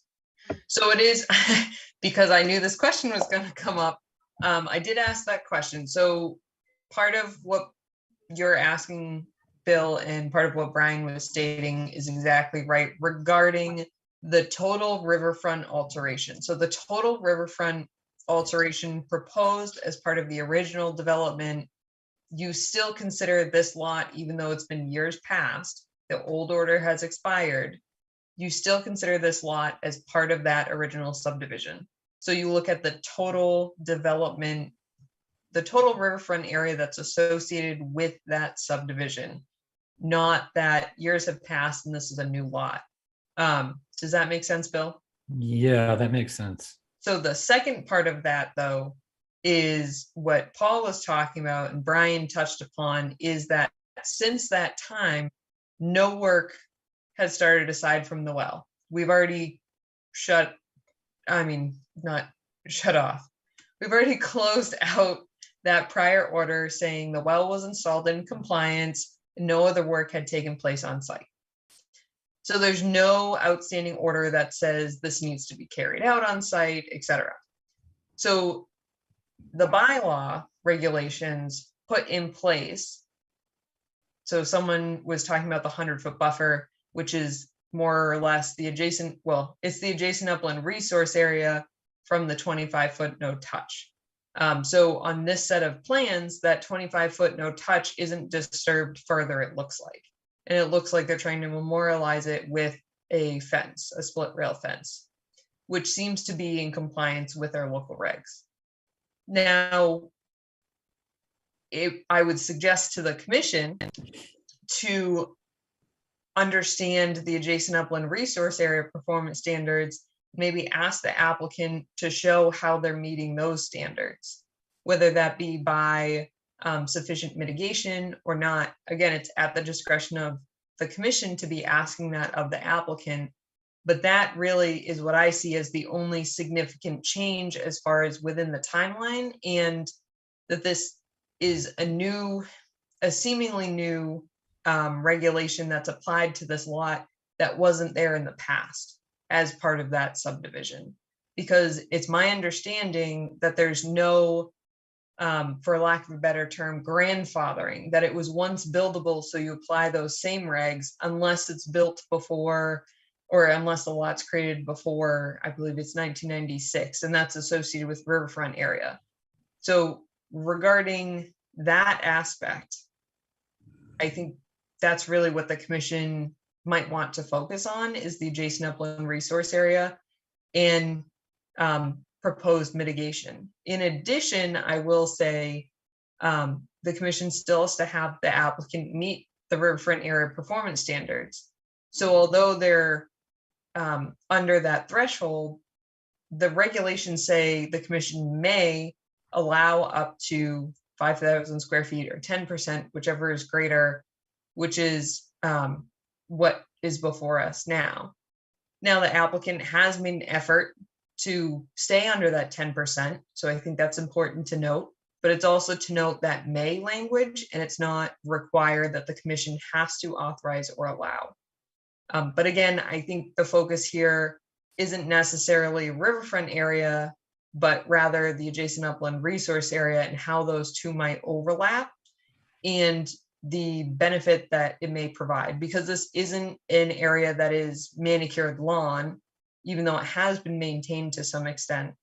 But just keeping that in mind, again, in relation to the resource areas and just making sure that there's enough mitigation on site if the commission wishes to condition or ask any other questions. But that would just be my note to the commission. Well, I guess that's it. Scott, could you talk to that at all about Sure. meeting the performance standards within the aura? Yeah, I mean, you look at the area proposed for development, it's essentially lawn area. I mean, you know, there's a little bit of extension into the unmanaged lawn area, or the unmowed area where the well is. That's about it. I mean, the lawn line probably comes right through about, you know, here. And there isn't a single tree in this area. There's all this grass and very level terrain. So, I mean, we've got temporary erosion controls proposed around the limit of work to make sure that the limit of work isn't exceeded. We've got, I mean, there's one really nice tree out here, an 18-inch maple, I believe, right here next to the driveway. It's not actually within a resource area, but it's the only really nice large tree of the whole lot, which we managed to work around, get the driveway around. And other than that, I mean, we're basically converting a grass lawn area into rooftop driveway and restoring the rest of that area to what it is currently, which is grass lawn area. And we've proposed a roof drywall system to mitigate the increased impervious area up to a 100-year storm for the site. So these are pretty substantial drywalls on the front and back of the house, and that, you know, mitigates the drainage impact of the development with respect to the impervious cover. And the balance of the site cover is really unaltered. I mean, it's going to return to landscape lawn type area. So you drew a line that was pretty much straight up and down with regard to this map. And on the right-hand side, you're saying is lawn at this point? Yeah, I mean, The left-hand side was grass that had grown up or something like that? so this whole area, like all the way, like from the end of the driveway at 576, which is right here, all the way back, about, I mean, pretty much to the brook is all pretty well cleared. The area from the brook to about, say, probably about where the proposed well is, and this BVW line, this is all pretty much mowed right in here. And this is unmowed, but there's no substantial vegetation beyond grass and herbaceous kind of stuff. There's no trees or anything like that. It's easy to walk through. I think it was historically some kind of farmland field, something like that. And this brook was kind of to mark the limit of that field. But the area, I mean, is a pretty vast area from where the brook and wetland edge is at the back to where the actual lot development is. We get 100 feet before we really get to any work. With the exception of this BVW line, which is on the original subdivision plan, this BVW line, you know, kind of wrapped right up along the brook, and they never picked this up. And if you walk the site, I mean, you look at it, and especially in the summer when we looked at it, I mean, it's really hard to tell that that's a wetland. That's a wetland there. There's nothing really telling under dry conditions and the grassy vegetation that it's wetland. So Chuck Karen, when he went out there, I mean, he had to kind of do soil borings the whole way down to do soils and look at the different grasses. And You can kind of see a little difference in the topography there, but this wetland creeping up like this, I mean, really pushed that 100-foot adjacent upland resource area right into the buildable area of the site. And that was not there in 2000. I mean, I don't know if they didn't pay much mind to that, or when it was delineated, it was a dry summertime and they just didn't think it was wetland at that time or what. But So you have a fence that you've proposed at the 25-foot buffer, is that correct? excuse me? Are you proposing, I heard earlier, a split rail fence, Yeah, that red dotted line? yes. So that. What will the nat- the vegetation be to the left of that red dotted line? It's going to be allowed to naturalize into a natural, meadow field kind of vegetation, similar to what is undisturbed to the rear. Okay.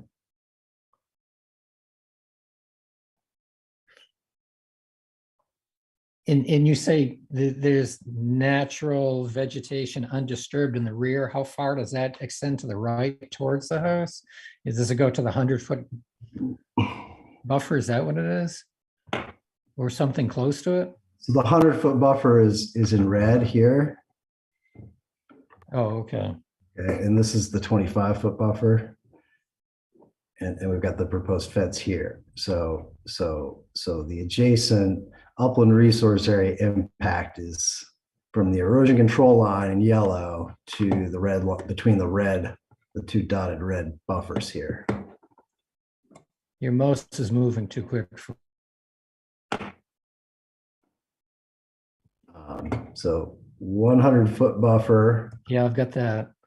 25-foot buffer down here. And inside the 25-foot, you're gonna let it Just revegetate. let it go, let it naturalize. I mean, it'll turn into this sort of overgrown field, that it is to the rear. So don't move your mouse so quick. With overgrown field, how close does that go to the house is what I'm looking for, that's all. Yeah, I don't have it delineated on the plan, but the proposed well is within that area.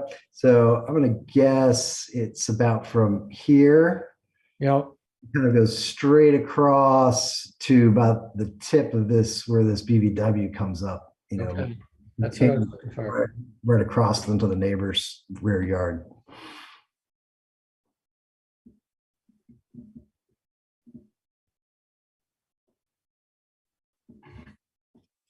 Additional questions from commission members?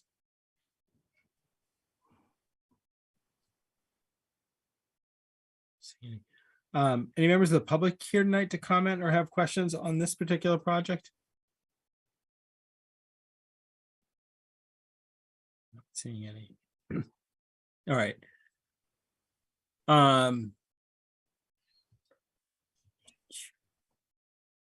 So are commission members comfortable with it, the current plans as they're proposed with mitigations in place where the split rail fence is? I think we had mentions about stockpiling outside the zone. Are there any additional conditions or comments that need to be added to the order of conditions, possible order of conditions for this lot? Well, I guess my question would be just the difference between having a grassy area and a house when it comes to runoff, etc., for water containment. So I don't know if that has an impact that is worth considering or not. It generally is, and I think, and correct me if I'm wrong, so, but I think that's what the dry wells are proposed to take basically the roof runoff to basically make up for what's becoming impervious now.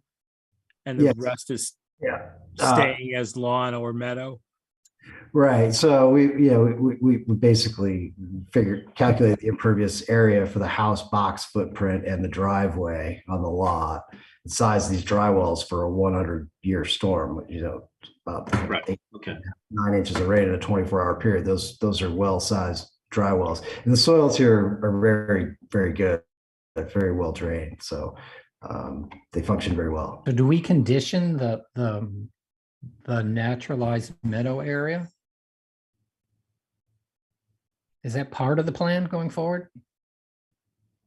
Or is that You Could that can, be- Bill. So if there's specific vegetation that the commission feels will act as mitigation of the adjacent upland resource area, the commission has the ability to condition that. So what that might look like is stabilizing and using a native seed mix once the work is complete, or to stabilize the site, and then limit mowing to once or twice per year, which would basically encourage that meadow-like herbaceous structure to come again without allowing the woody vegetation to take over. One other thing regarding conditions is what I'm looking at is a driveway that if you're having someone plow the driveway, it's going straight into the no disturb area, even though that there's a fence there. So I think the commission might be mindful to condition snow removal or a location for snow storage as well. I think there's plenty of room for snow storage at the end of that driveway and adjacent to it on the left-hand side. I mean, there's, you know, I see what you're talking about. I've got about 10 or 12 feet from the end of the turnout to the fence, but you know, there's a substantial area adjacent to the house. Could pile snow and to the left and to the right of the driveway. So I mean, I think the fence is a good demarcation and prevents people from plowing snow because they're not going to knock over the fence, right? I don't know. I mean, you could. I think that's adequate demarcation and it's set back far enough from the driveway. It shouldn't be an issue.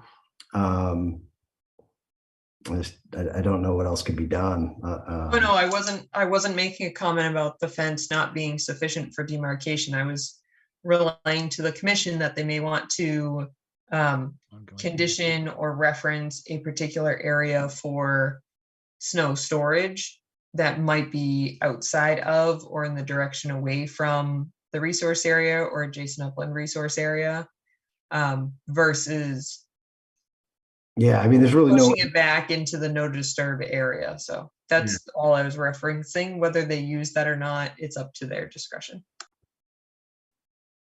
I mean, given where the adjacent upland resource area delineation is at, I mean, there's no practical place to store snow, you know, adjacent to the driveway without disturbing that 18-inch maple, you know, or traversing a good distance off the driveway. I mean, it's not practical, I don't think.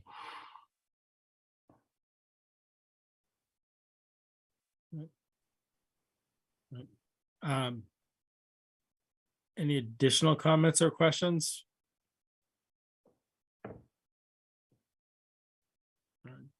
Seeing none. All right. If Scott, if we were to continue this for 2 weeks, basically, so we could draft an order that we can basically just vote up or down. A, would you be amenable to that? And then B, Rebecca, could we possibly add, if you're writing up these conditions, those things that we basically just talked about, the once a year mowing, once or twice a year mowing, to maintain access to the wells in the field, or to leave it as field or basically wet meadow. The plowing and snow storage should be kept at least within inside the split rail fence. Basically just to not push it that way. I'd say, I guess it would be kind of towards the northwest part of the driveway, but again, it's all going to be within buffer zone. But to at least mention avoiding pushing it back into the split rail fence. And was there a third condition we talked about? Sorry, I'm looking at my notes quick. And you also briefly mentioned stockpiling outside the resource area. oh yeah, for construction, if I mean, I don't know that they can do it fully outside the resource area, because you're gonna need it for the house, but that, you know, stockpiling be to the front of the property. I guess it would be the almost southern part of the property to the proposed driveway area and front of the house, or I guess, is that southern facing? basically to try to keep it out of the backyard and as far from, I think it's west, Okay. southwest or west. It's south. You're right, Brian. okay.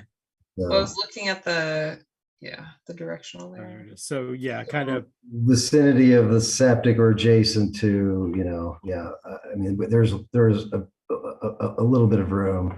yeah, the front end or southwestern part of the property as opposed to, I mean, the area even, you know, we're adjacent to the drywall here, the end of the driveway, you know, they're not large areas, but, yeah, I could,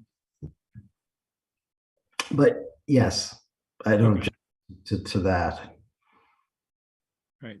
But I would like to close the hearing if there's, unless there's a good reason to keep it open. I was gonna say, usually the only reason we say to keep it open is if something comes up and there is an additional question.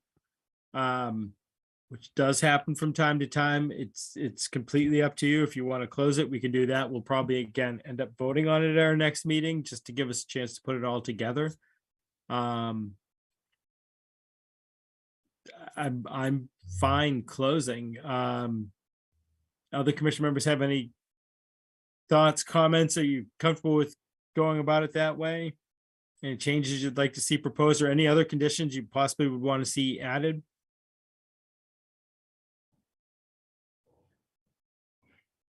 Okay, all right. Seeing none.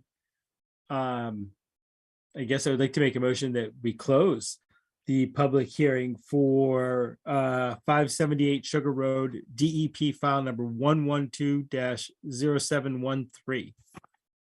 Do I hear a second for closing? Second. All right, all those in favor, starting with Bill, Aye. Paul, Aye. Jim, Aye. and Rebecca, I'm an I myself. And I propose that we take no action on this this evening and that we table it until our next meeting for a vote to give us a chance to draw up the final orders. Okay, thank you very much for your time. All right, thanks, You. Scott. Good night. Mind just stop? Yeah, okay, thank you.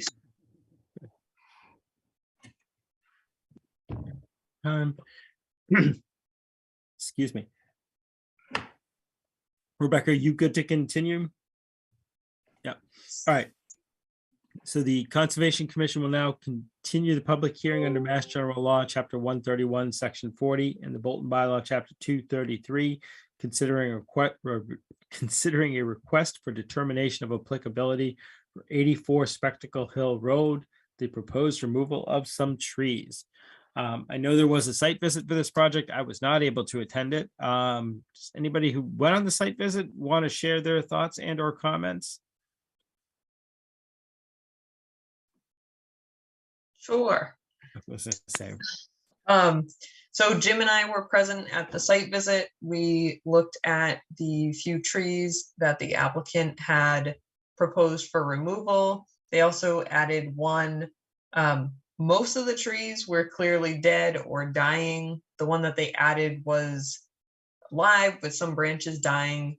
So what was brought up was I had mentioned that they may want to think in preparation for tonight's meeting, whether or not they might be amenable to leaving snags for habitat purposes versus stump grinding and removing the whole tree, because that's something the commission typically asks, but obviously I'm unaware of what the commission would like until we get here. But that's really the full scope of it. It was very straightforward on site. It was at the edge of maybe like 8 feet off of the BVW. So it's relatively close to a resource area, but at the same time, there is another house nearby with a common driveway that we talked about, where their property line was. That was a question on site as well. So that was what I observed on site. I'm not sure if Jim had any additional comments or thoughts. No, I think you captured it. Thank you, Rebecca. how many trees was it total? So the request was 6 total, but now they're requesting 7. Okay, And I believe they are present if I need to be corrected. But I believe 7. Yeah, Okay. yes, Rebecca, I'm here. And can I ask the applicant, would you be amenable to snags? Oftentimes, if somebody's cutting 8 trees, we'll maybe ask them to leave 2 as snags. Basically, just cut it at a 6 foot or an 8 foot height and just allow it to basically die naturally in place. Does that make sense? So I'm sorry, what are snags? Because I don't remember that from the visit. Sure. No, it may not have come. I was going to say, Rebecca. So Go ahead if essentially you what it is you're not stump grinding. You'd be leaving it as Brian just described. So you'd be removing the majority of the tree, the branches up at the top, but you're leaving basically a 6 foot, 8 foot, whatever height is amenable of the trunk, and you're still leaving the roots system in place and intact, so that it basically provides wildlife habitat for cavity nesting, or woodpeckers use it often as well, specifically in a decaying tree where there might be some bugs taking advantage of it, to be general. But so that's the concept, is no stump grinding, not cutting it flush to the ground, rather leaving some height to the trunk, but not high enough to, for instance, fall on your house or cause damage to adjacent areas of your property. And as Brian said, it may not be all of the trees. It may just be, half of the trees or a quarter of the trees that you're proposing to be removed. Okay, so do I need another site visit basically before I get so how do I tell the contractor which trees to cut down and to which height? Sure. What we would probably, possibly do, and we'll put it out to the full commission, is basically approve removing the, I believe it was 7 trees that you had requested that they had seen on the site visit. And usually we'll leave it up to the applicant yourself. If we'll say something like, you can remove all 7 trees, but we want you to leave 2 of them as snags. And usually that's up to you. Pick, whatever 2 you would like. Maybe they're the furthest ones away from your house. Maybe they're, in a side yard instead of a backyard. Whatever, pick whichever 2 you want. And basically let the contractor know that you want to keep those as snags, which basically would let them know to cut them at about somewhere between 6 to 8 feet high, and just leave the rest in place. But usually we'll leave it up to the applicant to pick which trees. Does that make sense? So basically, if you contracted somebody to come, you'd say, these are the 7 trees I want removed. I want these 2 left as snags, as 7 or 8 foot high snags. Does that make sense? Okay, absolutely, because I know Okay. one of the new tree that I wanted to add has a hole in the trunk that actually looks like it could, be a good habitat for owls or something like that. So yeah, I would cut that one off. That should not hit the house. That's perfectly, yeah. Okay. No problem. Okay. So other commission members have any comments, questions, thoughts? Just a quick question. So the main reason for cutting them down is because they are dying or dead? So yes, of the 7 trees, 2 are definitely dead, of which one of them is currently leaning against one of the other trees I want to remove, which is a white pine. I have a couple of white pine against the driveway that constantly drips sap and stuff. Of the 7th tree that was added is basically dead at the top, dying in the middle. That was basically noticed and pointed out during the site visit. Okay, got it. And Brian, what are the rules when it comes to, is there a number of trees, that, when you have a situation like this that we have to consider, that the homeowners can't just take down on their own? I was to say, usually we will have discretion within the resource area. Usually we'll give deference, especially to safety issues when people have a tree that's overhanging their house or with it, reasonably could hit their house. Oftentimes people will, and again, this is just in my few years doing this, it'll be a sick tree issue where they can show that the tree is sickly or dying. But it is somewhat our discretion where we could say, look, I really don't want you taking down these 3 mature pines. They're doing fine. They're not bothering your house. And again, that's why the site visit's great. But and again, I apologize. I wasn't able to make this site visit. So, I'll basically ask Rebecca, and in this case, Jim, what they thought, or if they saw if it was egregious or if it made sense, if that makes usually how we've done them in the past. Okay, thanks.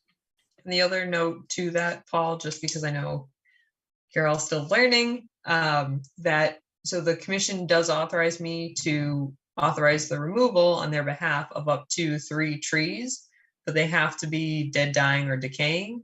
And that is a site visit. It's more of an administrative process, meaning it doesn't always go through the public meeting process. But if I have any questions about any of those trees, it either gets reduced to the number I'm confident about, or they go through the RDA process.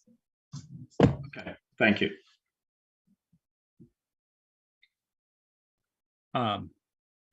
Any other comments or questions from commission members? All right. Anybody from the public here tonight to comment on this or have questions?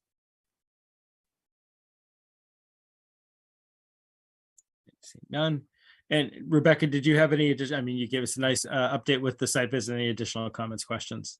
Okay. All right. In that case, I'm going to make a motion that we close the public hearing for 84 Spectacle Hill Road. Do I hear a second for closing? Second. All those in favor, starting with Bill, Aye. Paul, Aye. Jim, Aye. and Rebecca, I'm an aye as well. I'd like to make a motion that we issue a -3 determination for the request for determination for 84 Spectacle Hill Road with the following additional conditions. That at least 2 of the 7 trees being proposed for removal be left as snags going forward. Do I hear a second for that? Second. All right, all those in favor, Bill, Aye. Paul, Aye. Jim, Aye. and Rebecca, I'm an aye as well. Thank you. All right, thank you.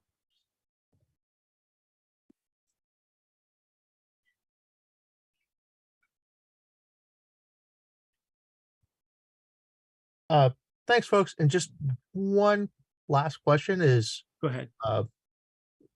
do I need paperwork to go forward from this, or will it be if I hire a contractor to do this and I'll mark off the snags, where do I go from here?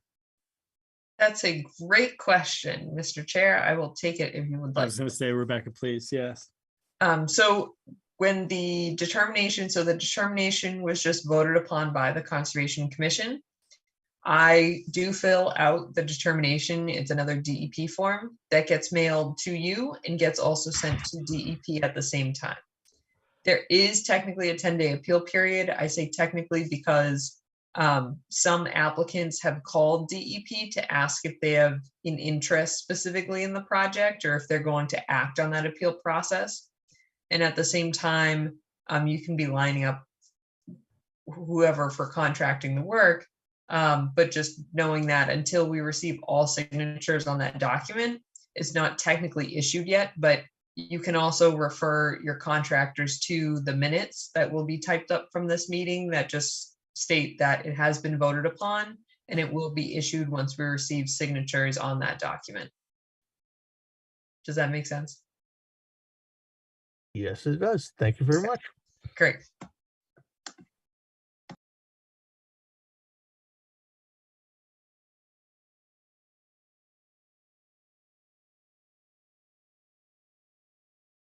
All right, I'm sorry. Next up, we have the vote on the ORAD for 580 Main Street. Rebecca, did you want to give are you able to give a quick update or reminder of how we got to this point? Sure.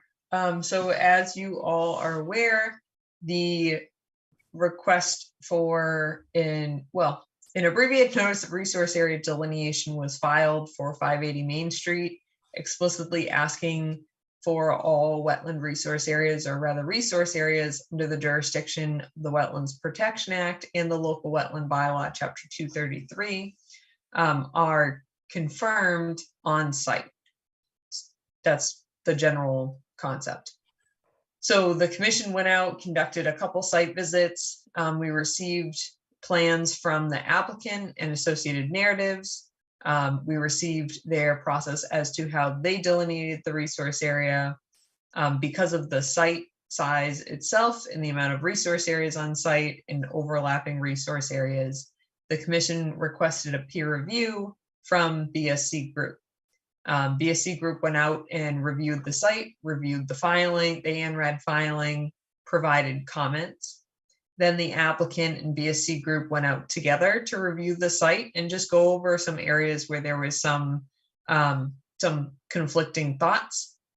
For the most part, there was an agreement on, if not all of the resource areas, as far as the peer review comments and the final narrative and revised plans from the applicant. So therefore, at the last meeting, at the prior meeting, before the last meeting, the commission had went through and just looked at the resource areas, the flagging that had been done, and just noted what needed to be revised on the plans per our BSC peer review comments. So that's when the applicant provided that final narrative and the revised plans. At the last meeting, the commission was comfortable with the considerations that they had requested at the prior meeting, and that they were then incorporated into those revised plans and discussed at last meeting. The only outstanding item was the BLSF and the comment that was brought up about that it had actually followed a contour in site and functioned at that contour as such, instead of the annotated area that was based off of the available data that the applicant had on site and how it was annotated on the plans. So at this point, the commission said that at this meeting, they would vote and issue a decision associated with that ORAD, or excuse me, issue an ORAD based on that information. Okay. So the options for an ORAD, just for process purposes for the commission, are the commission's able to issue an accurate with a description of what is accurate on site. They're able to issue a modified and state what is modified from the plans, or an inaccurate, and they can state what is inaccurate on the plans. Now, at times, some individuals choose to check off more than one and state under what's accurate, listing the accurately delineated resource areas, under modified, listing what needs to be changed and how, and then what's inaccurate if there's anything inaccurate on site. But I also would see that would fit fine under a modified if there was that many splits under how you wanted to issue the ORAD. So it's at the discretion of the commission, but I would encourage them to explicitly state what flag series they're comfortable with or what resource area they're comfortable with, just so that we can document it properly so that they can plan in the future. Makes sense to everyone. I was gonna say, just my initial ones looking through it, the July 27th plans that they had, I think incorporated the revisions that BSC Group had put through, right? As far as the flags that were discussed and then that area that's subject. The the one modification that I would put in, or the one notes I would put in, is that basically not approving what was considered bordering land subject to flooding. I'm not sure it would approve any other wetland resource areas depending, and that whole contour line 340 that kind of cut across the map. That's probably, and I'm just gonna say, I think we had it in notes, that probably represents the true bordering land subject to flooding line. And I think that is the one revision I would say to put to do the partial or the ORAD with not conditions, but with questions and or comments.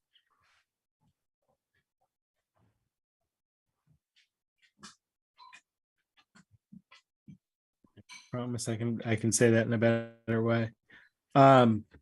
Any as I say, other initial thoughts, comments, or questions from members of the commission regarding this ORAD?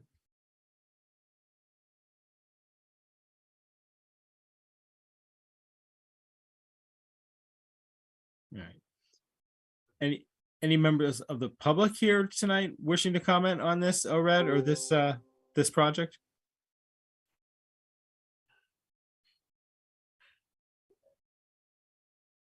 All I right. don't see any, Brian. Okay.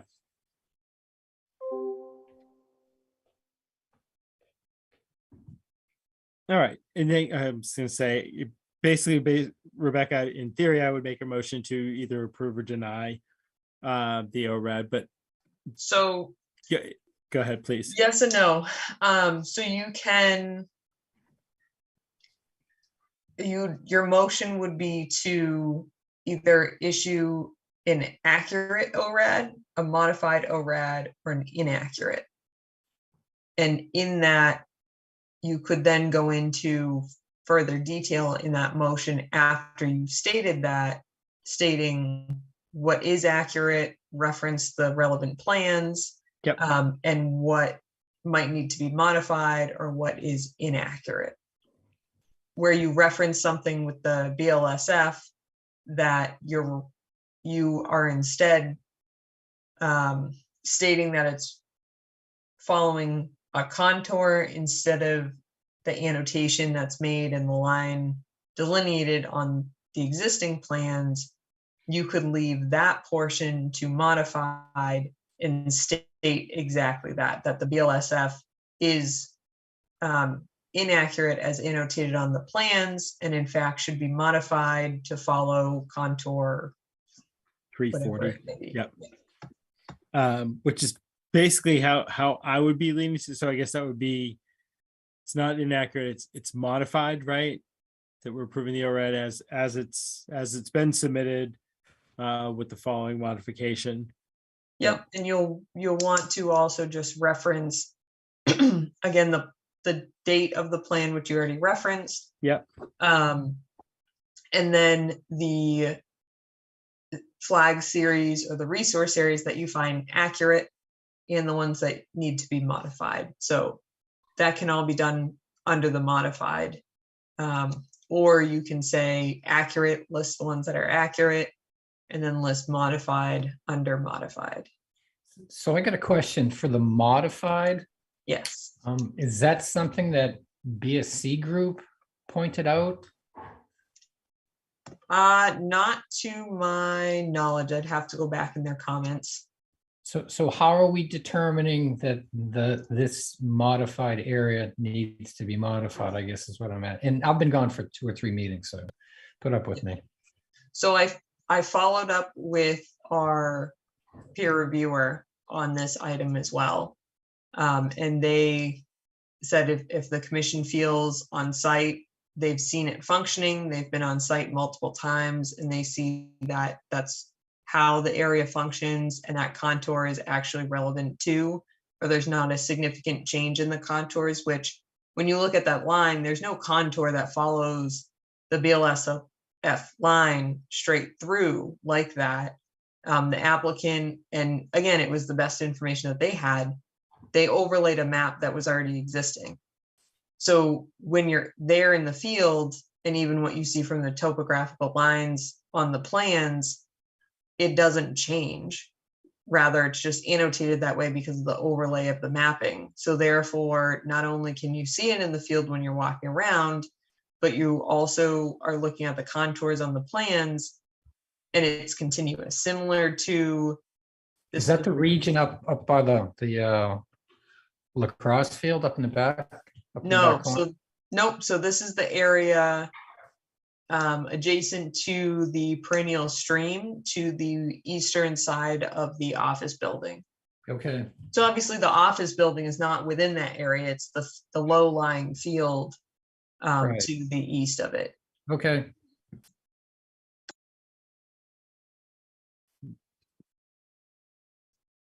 Other comments, questions, thoughts?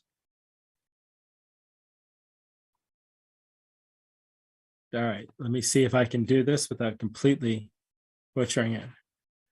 I'd like to make a motion that we issue the ANRAD. Right? It's issuing the ANRAD for the ORAD, or is it issuing the ORAD for the? Yes, ORAD for the ANRAD. Thank you. All right, I'd like to make addition that we issue the ORAD for 580 Main Street and approving the delineation of the resource area series flags as drafted on the revised plans labeled July 27th, 2022, which incorporated revisions reflecting the BSC group peer review comments, including the flags added GC 102 through GC 108 and A43 through A40. Which added a hydraulic connection between the two bordering vegetated wetlands in the southwestern portion of the site adjacent to the ball field. The GC flag series to the property line, the A flag series to the property line, the MAHW 23 and MAHW 42 added to the MAHW line to demarcate the limit of the perennial stream. The MAHW flag series to the property line, the 100-foot riverfront area, the riparian zone, and the 200-foot riverfront area. But that this ORAD does not approve the lines set for bordering lands subject to flooding, and the commission finds that the contour line of 340 throughout the parcel up to the parcel line, that the contour 340 shown in the plans represents the true bordering land subject to flooding line on site. have Did a I? question. Go ahead, Rebecca, please. Just for clarification purposes, Go and ahead. just to make sure that we're following the format of the form. So I don't think you need to restate this other than confirming when you're stating you're approving the revised plans and the resource areas and flags you've listed, you're stating that those are accurate as far as the ORAD is concerned. The area that you're not approving as shown on the plans is the BLSF, and rather you are requiring a modified line that will follow contour 340. That is correct. That was what I was hoping to say. You did say it, but you just didn't use modified in accurate. So I just want to make sure the applicant, it's translating properly. That's all. Okay. Excellent. All right. Do I hear a second for issuing that ORAD as I had proposed it? Second. All those in favor of issuing the ORAD, starting with Bill, Aye. Paul, Aye. Jim, Aye. and Rebecca, I'm an aye as well. Wonderful. Thank you. So Tom, once I have the commission receive all the signatures from the commission members, I will let you know when that is complete. And then who should I be mailing that to? Is it your office or your client? You can mail it to me. That would be great. Okay. And then I'll determine where to send it to after that. Okay, wonderful. Thank you.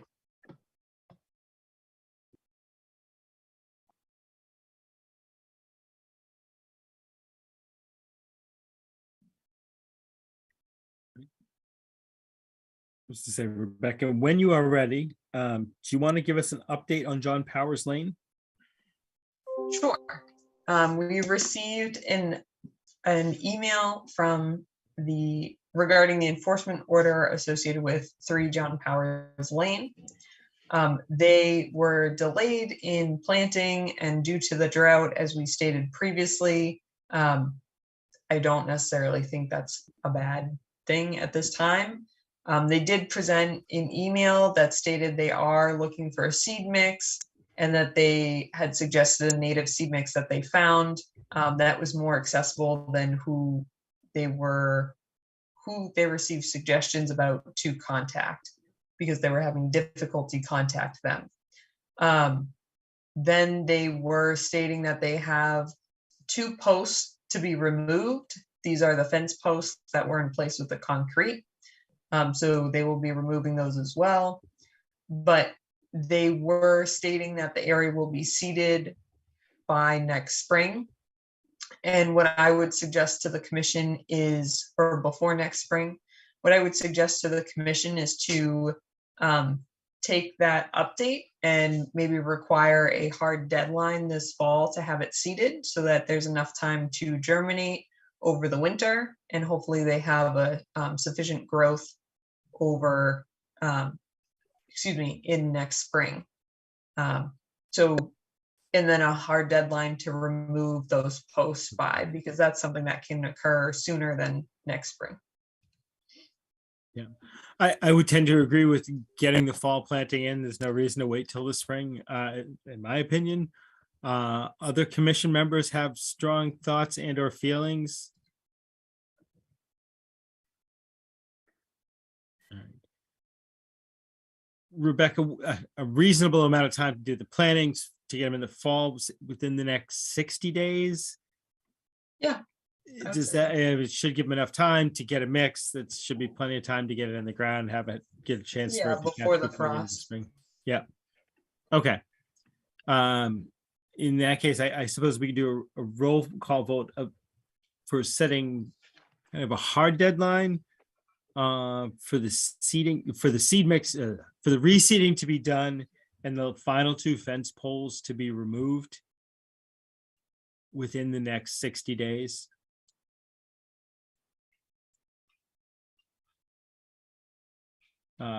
Other commission members comfortable with that? All right, I'm gonna Yep. just put it to a roll call vote, all that agree for a 60-day deadline for the reseeding and the final 2 posts to be removed. All those in favor of that, starting with Bill? I agree. All right, Paul?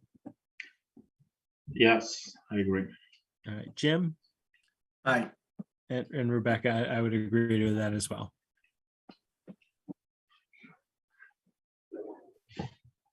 Excellent, thank you. So if you would like, Brian, I can move on to the last 2 items. I would love that. Sure. So the quick item first is the Fifeshire Conservation Area has finished its goat management cycle, is how I would put it. And we have treated it with the area with the salt, vinegar, and my brain just shut down. I apologize. Yes, It was the proposed mixture that was used. We did get it approved. I double checked with the town administrator that it does not constitute an herbicide because of the ingredients to it. And that was the ingredients that were listed at the last meeting. So that has been treated and will continue to mow and treat. Right now, all the foliage is off in the first 100 or so feet of the Fifeshire Trail area. So it's just maintaining that. But I think the goats did a good job, but we'll see how quickly things come back to really show the difference. If you bear with me for 1 second, I am going to pull up, here it is, the second item associated with the quick updates. This is more of a request for the commission to consider. We had an Eagle Scout reach out. They actually work for the Tom Denny Nature Camp, and they've been involved with the camp. They are requesting to work on the Bower Springs Conservation Property as part of their Eagle Scout project. They are obviously familiar with the property, as I stated, because of the camp. They're interested in 2 specific slopes within the area that Tom Denny Nature Camp uses regularly. I'm just going to read off their project summary quickly, so then I don't have to paraphrase. So these specific slopes within Tom Denny have been worn away by water when it rains and have become unstable. My plan is to use fallen logs from around the area to construct structures that would help these slopes from further erosion. This would include around 40 feet of logs to help redirect the water, as well as 10 to 15 smaller logs to be part of the actual structures. I spent a lot of time walking around the area, and I'm confident that there are numerous logs we could use for the work, and many would even help reduce possible tripping hazards throughout the property. I believe that these structures would be a great way to make the area safer, while also providing a learning opportunity for our campers next summer about how erosion works and why the structures needed to be built and put in place. In addition to this, I also want to fill in some trails that have been damaged by water erosion to help make the ground more level, cover exposed roots, and reduce the chance of someone tripping over them. Finally, I would like to complete some trail maintenance on the path that connects the south end of the pond to Bear Hill Road, just cutting back some overgrown plants and making it safer for those who use the trail.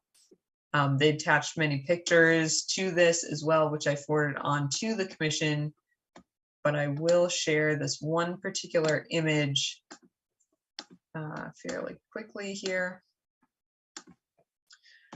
Here is the Bower Springs. Here's Flanagan Road. If you follow my mouse to the right side of your screen, parking area as you go down the main trail, then enter into the field area, then back into the wood line. There's a slope that only the counselors are meant to use, but clearly outside of camp and during camp, there are times when other individuals are using this as well, and it's caused a significant amount of erosion because it is a relatively steep slope. Over here at slope 2, this is the area adjacent to where the commission has closed off the trail in the past due to the fact that it's steep. So that is a priority on this property, along with the work along the pond itself. And then to mulch the trail here, which is, again, this area is really worn from both the camp and then our regular trail users as well, year after year. So I believe these are areas that need to be maintained, and they've been on our priority list as far as the operation maintenance plan. This area here to the left of your screen regarding trail maintenance, this area is an area that they were proposing potential fill or cutting back some of the vegetation. This is an area I'd have to understand a little bit more, or I would encourage the commission to understand a little bit more about what is being proposed there. I think cutting back the trail is not necessarily a detriment. However, it is through a wetland resource area.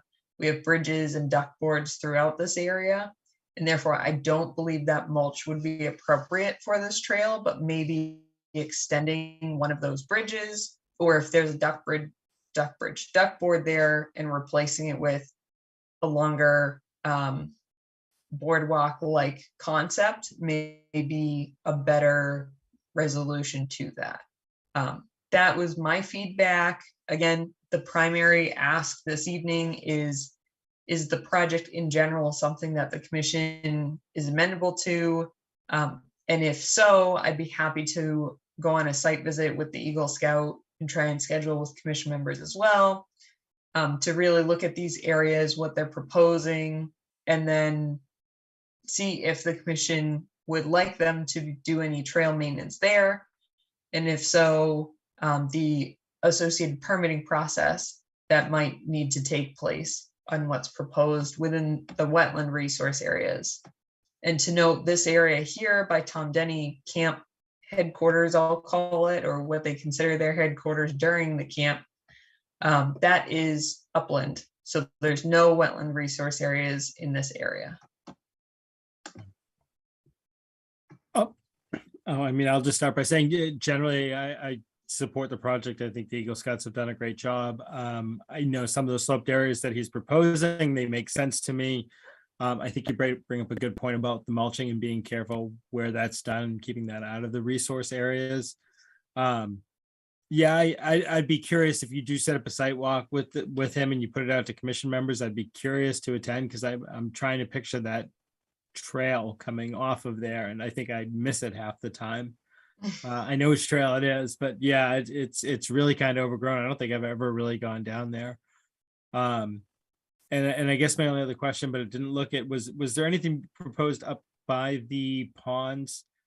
Is that an existing bridge or a new bridge? I saw some bridges on the map. I think that's existing. Okay. It is existing, and at this time they're not. Okay. They're proposing just trail work to cut back the vegetation, potentially add mulch. And again, that's not at the pond. It's Right. a few feet off on a side trail from it. Yeah. But yeah, I'd be amenable to it. I think it's a great idea and welcomed, and would love to see it proceed.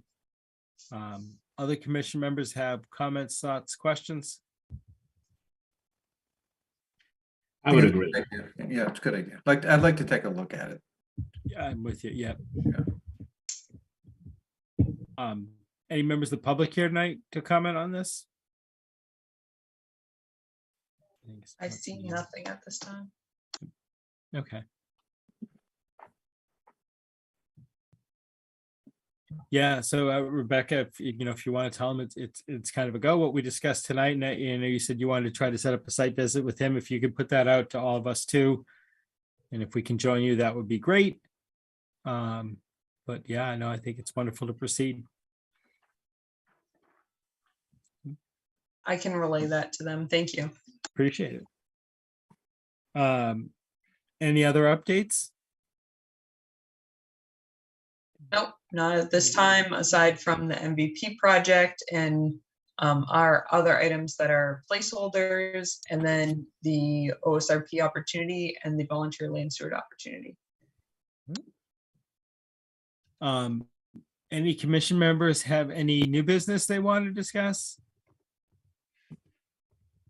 Any old business they want to just rehash for hours and hours? None, thank goodness. All right, I'd like to make a motion that we hereby adjourn the Tuesday, September 26, 2022 meeting of the Bolton Conservation Commission. Do I hear a second for adjourning? Second. All right, all those in favor, starting with Bill. Aye. Paul. Aye. Jim. Aye. And Rebecca, I am an aye as well. Wonderful. Thank you, commission members, and thank you, Rebecca. Appreciate all of your work tonight. Recording stopped. Thank you. Have a good evening.